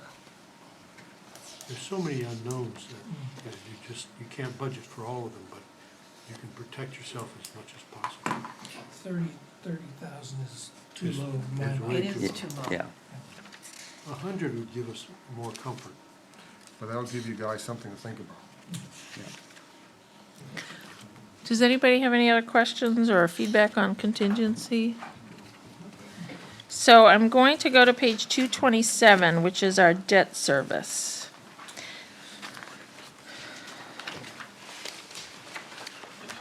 So in my budget introduction, I did talk about debt service. I will refer you to just turn the page to page 229. So we have repeated our debt service schedule in here for you. And you can see the year, principal interest, and then below that, we have noted for you what the individual bonds are that we have outstanding. I will repeat that in 2025, the large $7.5 million number has a footnote 1. That is the village parcel balloon payment. Again, that was done that way to make it flexible for the town. But the plan would be to amortize that over an additional 15 years, assuming the town is not in a position to pay that off because it took a different path with the village parcel. Some of these are, you can see the sewer payments, the police building, the Parks and Rec building, Ocean Avenue, which we just are undertaking now, the construction that's going on, as well as the village parcel property. We have a new wastewater bond that we still haven't fully bonded that will be maturing in 2041. So if you look back on page 227, you can see those individual bond payments. So you'll see the principal payments, and then you'll see, the interest payments and principal payments separated out here with each of those. I don't know if anybody has any questions on debt service. I do. With the interest rates coming down, is there an opportunity to refinance some of these? So usually, with any of these bonds, if we took it out through Maine Bond Bank, you would not be able to do that. Most of our bonds are not through Maine Bond Bank, but the wastewater bonds are done through the state revolving loan fund, and they're 1% interest, so those will stay. The other bonds are 10 years, and usually you can't do a refinancing unless unless you wait till the 10-year mark. So the village parcel, for example, is a 20-year bond, and we've done it in two portions, a public portion and a private. So on the public portion, we've done 20 years, and in 10 years, we could refinance that. On the private portion, we did a 5-year with a balloon payment so that we could then make a decision at that point whether to continue to amortize it, whether that we could rebond it as a public bond, or what we want to do at that point. Any other thoughts? Okay. I want to thank the budget board for being here tonight. You're welcome. I entertain a motion to adjourn. So moved. All in favor? You guys have a great night. Stick around for our selectmen's meeting if We're you. gonna Which just, was supposed to start at 7, wasn't it? Yeah. We're only an hour behind. Yeah. It's kind of typical of the way we move around here. Yeah, we got a history lesson. Dan, since it was probably 40, 50 years ago, was that Frida who donated all the money? I am not at liberty Oh, to really? say. No, but, no. It wasn't, no. Dan, Did everybody? Anybody I would know? did you have these? They were alive when you were. Okay. Okay. That was one of the stipulations. That person never wanted to have it known. You don't hear that much anymore these days. They usually want you to rename the property after them. Somebody who was well known around town. Well, the only thing is I don't. I heard a story about, and I think it was Frida, about when they redid the clock at the church. So we'll just say Parks and Rec. We talked about it at one of our Atlantic Hall meetings, just like 20 years ago. Bob Howard was talking about it quite a while ago. And they told her, they went around town and said that they had to raise like $3,000, I guess it was in the early 70s, to fix the clock. And Frida said, well, I gotta talk to my whoever. So come back, in a couple of days. Soliciting donations. There was no way trying to get her to pay for it all. And apparently she paid for it all. But she was funny. I can remember we'd each have a quarter and we'd go into Hales and buy a candy bar and split it. I don't even think it was a quarter. I think it was probably a quarter for a candy bar. Probably one of the wealthiest people in town at the time. Somebody said she was worth $28 million in 1959. So we're still on the mic. No idea. Oh, good. No idea. just want to let you know. Quite a gal. Yeah, oh, she was a very nice lady. Oh, yeah. But we wouldn't have Cape Porpoise Pier if it wasn't for her. And a bunch of other things. Yeah. Are we ready to continue the meeting? I am. Okay. Ready to go. Ready to go? Okay. Good night. Approve the February 27th, 2020. You have Minutes. to do it twice. I wasn't here on the Yeah, I am. Okay. I have the 27th. Do I have a motion? So moved. Second. First and second, all in favor? And the March 5th, 2020 minutes. So moved. Second. All in favor? Public forum, this is an opportunity for anyone who wants to address the Board of Selectmen with anything that is not on the agenda. Just come up to the mic and introduce yourself. No? Dave, you have nothing, Nope. huh? Okay. I haven't had my dinner. No, me either. Okay, 5, consider renewal liquor license application submitted by W&A Inc., DBA Cape Pier Chowder House, 79 Pier Road. I'm going to recuse myself on this. So moved. Second. All in favor? One state. It passed. Can you believe that? I know, huh? Okay, consider request for funding for the multi-town substance abuse initiative. Lori? Now you're on. Now Yeah. you're on.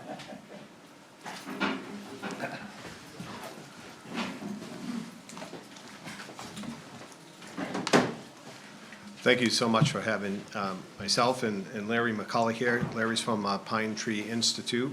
We know who you are, but the audience, I don't think do. Certainly will. I'm Bob McKenzie. I'm the police chief in Kennebunk, and I'm also, lifelong resident of Kennebunk. I've been with the department 31 years. I'm also a Rotarian, past president, Kennebunk Rotary Club.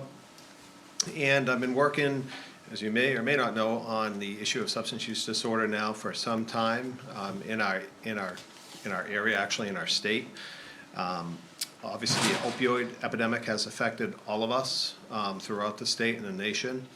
But there's an underlying issue of substance use disorder, which is much bigger than the opioid epidemic. Opioid epidemic is killing people, unfortunately.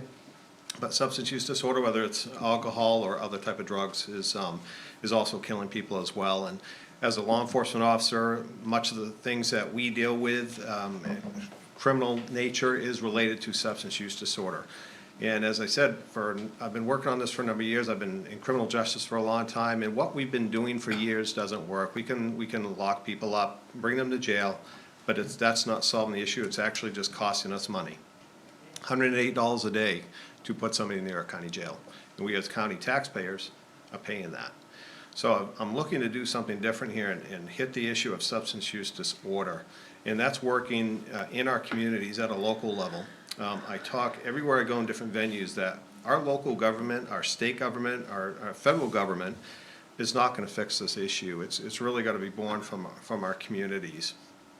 So we came up with this thought process of working as a community, as Kennebunkport, and Arundel. Kind of falls under RSU 21, obviously, that's our school district. Bring our communities together and fight this on a collective, in a collective way, in a strategic way. And I met Larry a few years ago now in different venues, and what he does, and this is really up his alley. And he had come to me over a year ago, and we talked about this initiative of bringing our communities together. And so we originally were going to bring it up early last year, but that's when the school system started having some issues here in town, and I want the school involved in this, so we put it on the back burner. We're getting that behind us now, and this is a good time to bring it forward. And this would mean bringing our stakeholders within our three communities together. And by stakeholders, I mean town government, official from the town government, police, fire, public health, business, the business sector, Rotary, all of these factors from our communities together, and identify our issues. What are we seeing with regard to substance use disorder?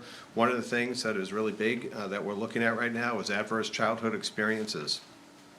And in fact, the state of Maine is making a push to start working on adverse childhood experiences, because what they found is experiences that children have at a young age really have an effect on them as they're growing older, as far as their health goes, but also suicide rates, using substances, and other things.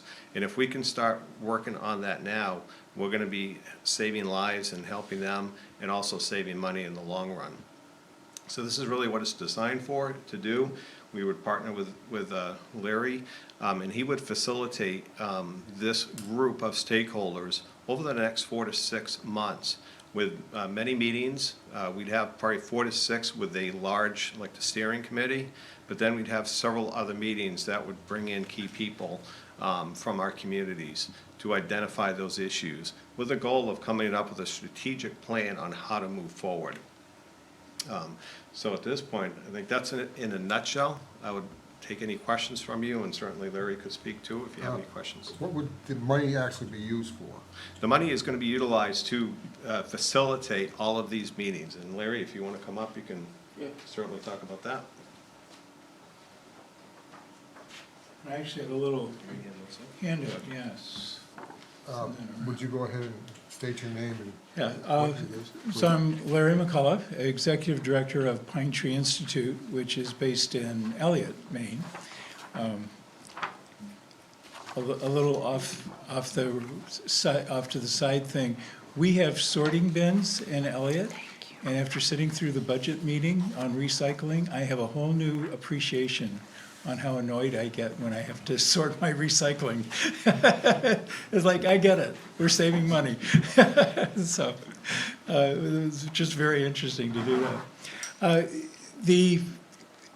As Chief McKenzie was talking about, as we look around the country at communities that have been successful in changing some of the dynamics of addressing issues like substance use disorder, it's the communities that have been able to put together a broad coalition of all of the different services and the sectors that are involved.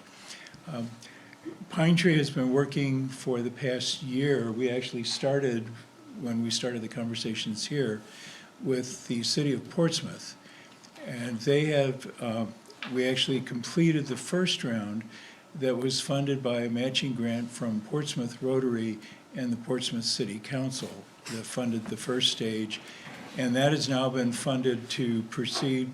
They've come up with some key recommendations around areas that they really need to pursue in the Portsmouth area. The funding actually supports the process of convening the meetings, facilitating the meetings, and then doing all of the work in between to make sure that the objectives are identified, that there's a clear record of what the community really wants to work on, and then a clear plan going forward that with some accountability that people are actually going to do some things. So it's supporting the process of facilitation. Chief McKenzie did not mention that Kennebunk Savings Bank has already pledged $5,000 to support this. And what Chief McKenzie and Mike Perdue are looking for is some support. And is it okay to talk about some of the other Rotary support? Yeah. So yes, the total cost is $8,000, and we did request a grant through Kennebunkport Savings Bank.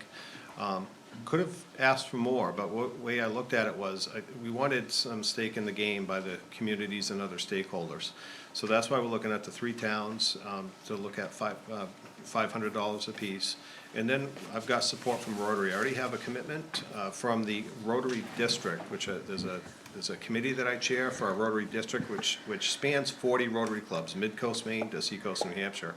They've committed $500 to this purpose here in our three communities. Kennebunk Rotary Club has also approved $500, and I'm waiting to hear from Portside Rotary as well. And I've also actually put in a request to the Above Board group, which the Above Board has been the last 2 years doing fundraising in our communities around substance use disorder. So they have a request of $500 from me as well. Okay. What's your pleasure? Do you have numbers? Between Kennebunk, us, and around? Certainly. I don't have statistics as far as, the kids, the children go, but if you look at our communities altogether and in our schools, obviously a lot of schools, children in our school system. How many of those are affected? I don't know, but that's one of the things that we're gonna pull out from this work. Also, at Kennebunkport, I know there was a statistic I did get from the ME's office the last few years. We've had 3 overdose deaths. 2 of them were related to opioids. Kennebunk, we've had more than that, and Rundle's had several also. So that's the whole goal in this is we're not gonna see an immediate effect. It's touched us all. But we're gonna save money, a lot of money to save lives, certainly in the long run by this. I do see that. Yeah, This, that's really not much money, in, 500. in the sheet that I gave you, if you look at the middle, actually that blue, those blue circles and arrows, a friend of mine calls that the crazy chart. The numbers, if you can see them, they're sort of small in the middle. This is the amount of overlap between agencies of people that are seen by multiple agencies. So if you look at mental health services, 70% of the people they work with are also served by other agencies. This is from a state of Maine study. And then the next rung down, when we're looking at addressing substance use disorder, there's a tendency to go right toward the treatment column, but we know that it's actually more effective if we can back it up to the left and move toward prevention and early intervention. On a national basis, The US spends something like $3 trillion a year on healthcare, and less than 5% is spent on prevention. So that's the challenge we have of how do we work with communities to move that back so that we actually catch it before everybody ends up those overlapping clients among all of our services, which, as Chief McKenzie says, costs a lot of money. Well, how do you measure success? Well, I was talking to somebody the other day. Prevention is hard because how do we know how many car crashes we prevented this week, right? What we can do, though, is start to look at the individuals that need more crisis intervention, and the communities that have adopted both the looking at early childhood experiences, what are called ACEs, adverse childhood experiences, and trauma-informed care that starts to look at the impact that early experience has. The communities that have started to adopt trauma-informed approaches have seen dramatic drops in things like teenage dropout rates, teenage suicide rates, teenage pregnancy rates, school detention rates, juvenile incarceration rates. So you start to see it, but it's not the first year. It's a process of working over a period of years. And it requires the collaborative action of all of the agencies working together. And those communities that are able to do that have seen some real impact. So do you have these numbers at this point to say this is the starting point? That will be part of what, the numbers do exist, but again, it's another challenge. Law enforcement has a set of numbers, the schools have a set of numbers, mental health has a set of numbers, Medicare has a set of numbers, trying to get an overall composite picture, and that's one of the things that we actually got some funding in Portsmouth to do, is how do we put together our scorecard? So that will be one of the things that would be addressed as part of this. So would you be working with these kids? How would that take place? This group will work really with the administrators and the people that are in the agencies who then work with the kids. Okay. So it's more of an education for the educators, if you will. Yeah, education and facilitation. It's having the conversation. And many times what communities find is just having a conversation. We don't need new programs. What we need to do is just have a better use of the resources we're already spending. And that's where the collaboration really comes in. Just real quick, I'm on a lot of different committees and groups around substance use disorder, and all of us are really doing good work, but we're in silos. And because of that, we're not as efficient and we're not as strong. And the idea of this is to bring those together to the same level so we have a common goal. So we're working toward that same goal, and we're hopefully going to be saving some money also by doing that. All right, I will move that we fund $500 for the multi-town substance abuse initiative. Out of contingency. Out of the contingency. Okay. That's your motion. Second. We have a first and a second. All in favor? Contingency. Thank you very much. Yeah, good luck with that. Thank you. Yeah, it sounds like a good program. Great. Okay. 7, authorize a quitclaim deed for map 5, block 1, lot 7. So moved. And first, Can I get the story behind this? So these two properties, both of them, map 5, block 17, and map 4, block 13, were tax acquired properties recently foreclosed on. And they're landlocked properties behind the Seashore Trolley Museum. Oh, okay. okay. All right, thank you. So I have a first. So I'll second. All right, first, second, all in favor? Okay, authorize a quitclaim deed for map 4, block 1, lot 3. So moved. Second. All in favor? Okay, 9, endorse a commitment letter to the Maine DOT for Small Harbor Improvement Program grant. Gloria? Yep, so I'm passing down a letter to you so, we've been in conversations with Maine Department of Transportation regarding the Small Harbor Improvement Program for the Cape Porpoise Pier project. And we had a meeting this week with one of the representatives from that program, and he requested that we get an application in as soon as possible. We would be applying for 3 different years, a total of about $600,000.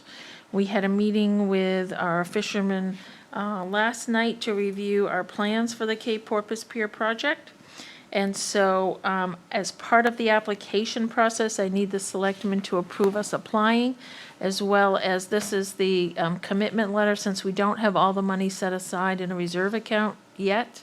We have some, and we have some more in the budget, but this says that that's our plan, and that we would have the funds available for our 50-50 match when the time is due. So I'm looking for a motion. So moved. Second. We have a first and second. Any other questions? No, I just gonna vote. All in favor? So that motion was to endorse the letter as well as authorize me to apply for Small Harbor Improvement Program funds? Yes, that's what it meant. Okay. Accept a $200 donation from United Way of York County for Emergency Fuel Fund. So, second. First and second.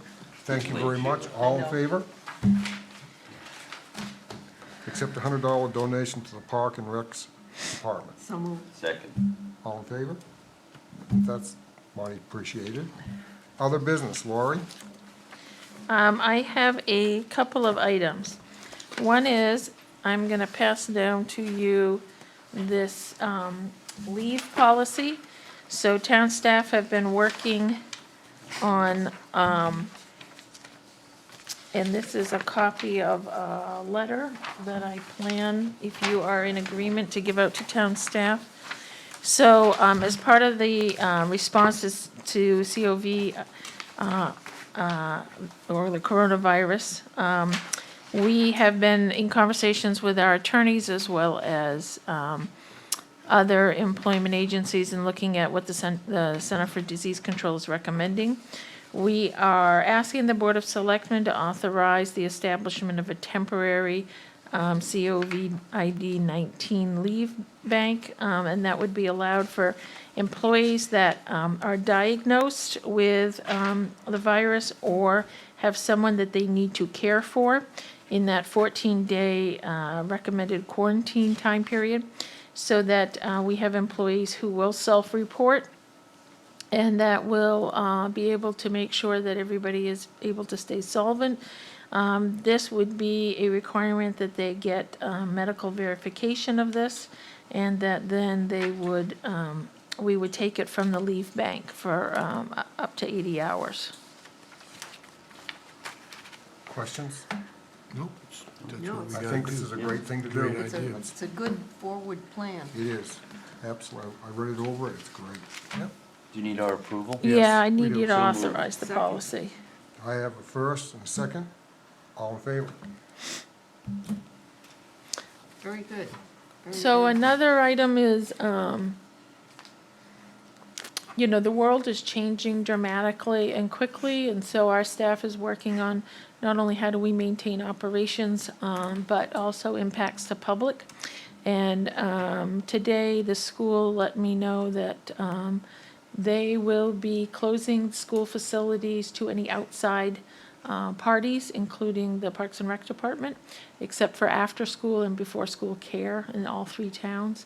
So certainly their goal is to limit additional exposure in the buildings, as well as, you know, they are taking much more serious cleaning measures, and the fewer times they have to clean rooms because of outside parties, the better. So for example, we've canceled our Valentine's Day dance this weekend, and for the foreseeable future, those large gatherings, at least anything in a school building is closed, and we're looking at our recreation programming. Also, we are looking at where employees are traveling and making sure that employees are going to be self-reporting. And we're getting a lot of calls from especially our senior population who are very concerned about a number of issues.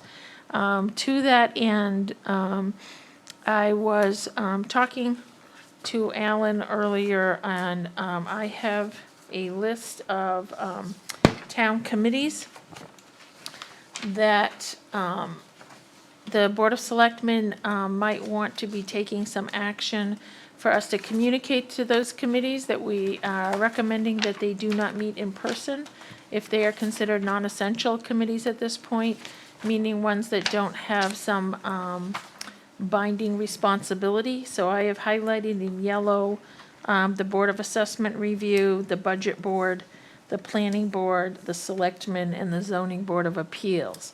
Those are boards that do have responsibilities that are binding in nature.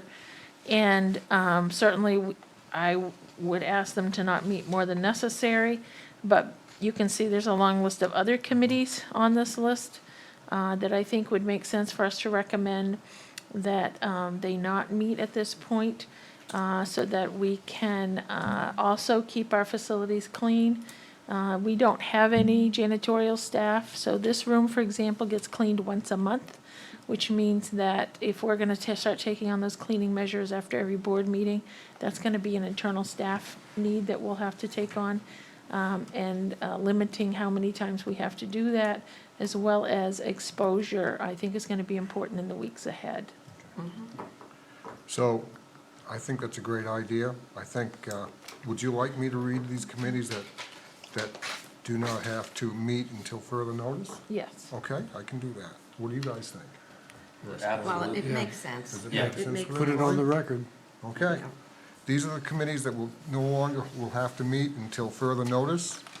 I'll start with the Administrative Code Committee, And we'll give David a copy of this, so he doesn't have to. Beach Advisory Committee, the Cape Porpoise Pier Advisory Committee, Cemetery Committee, Conservation Commission, Government Wharf Committee, Growth Planning Committee, Investment Committee, Kennebunk River Committee, Lighting Committee, Parsons Way Committee, Public Safety Committee, Recreation Committee, Senior Advisory Committee, Sewer Advisory Committee, Shade Tree Committee, Shellfish Conservation Committee, Solid Waste Committee, and the Village Parcel Steering Committee. These are the ones that will not be able to meet until further notice. These will be the ones that still will be meeting. Board of Assessment Review, the Budget Board, Planning Board, Select Board, and the Zoning Board of Appeals. These five boards and committees still will meet. Do you have anything else? Is there anything you want to add to that? I think that there are some committees, like the Sewer Advisory Committee, that needs to give us feedback on the sewer budget, which will be coming to you soon. The Cape Porpoise Pier Committee is another example of that. And what we'll do is probably ask them to, we'll get a conference call phone for them so that they can still have that input. But the world is changing, and so I would say nothing is in stone. And we may be back and make some other amendments, but for now, this is our plan. Okay. Is that all you have? Was that not enough? I don't have anything. Nothing here. Ed? And I have nothing. No, they're not gonna. So approve the March I told 12th them. treasurer warrant. So moved. Second. First and second. All in favor? Move to adjourn. Second. All in favor? Thank you, everyone. Have a good evening. Competition on that one. No, what's that? Did you give Dave one? Yeah, I know. We'll deal with that tomorrow. Here's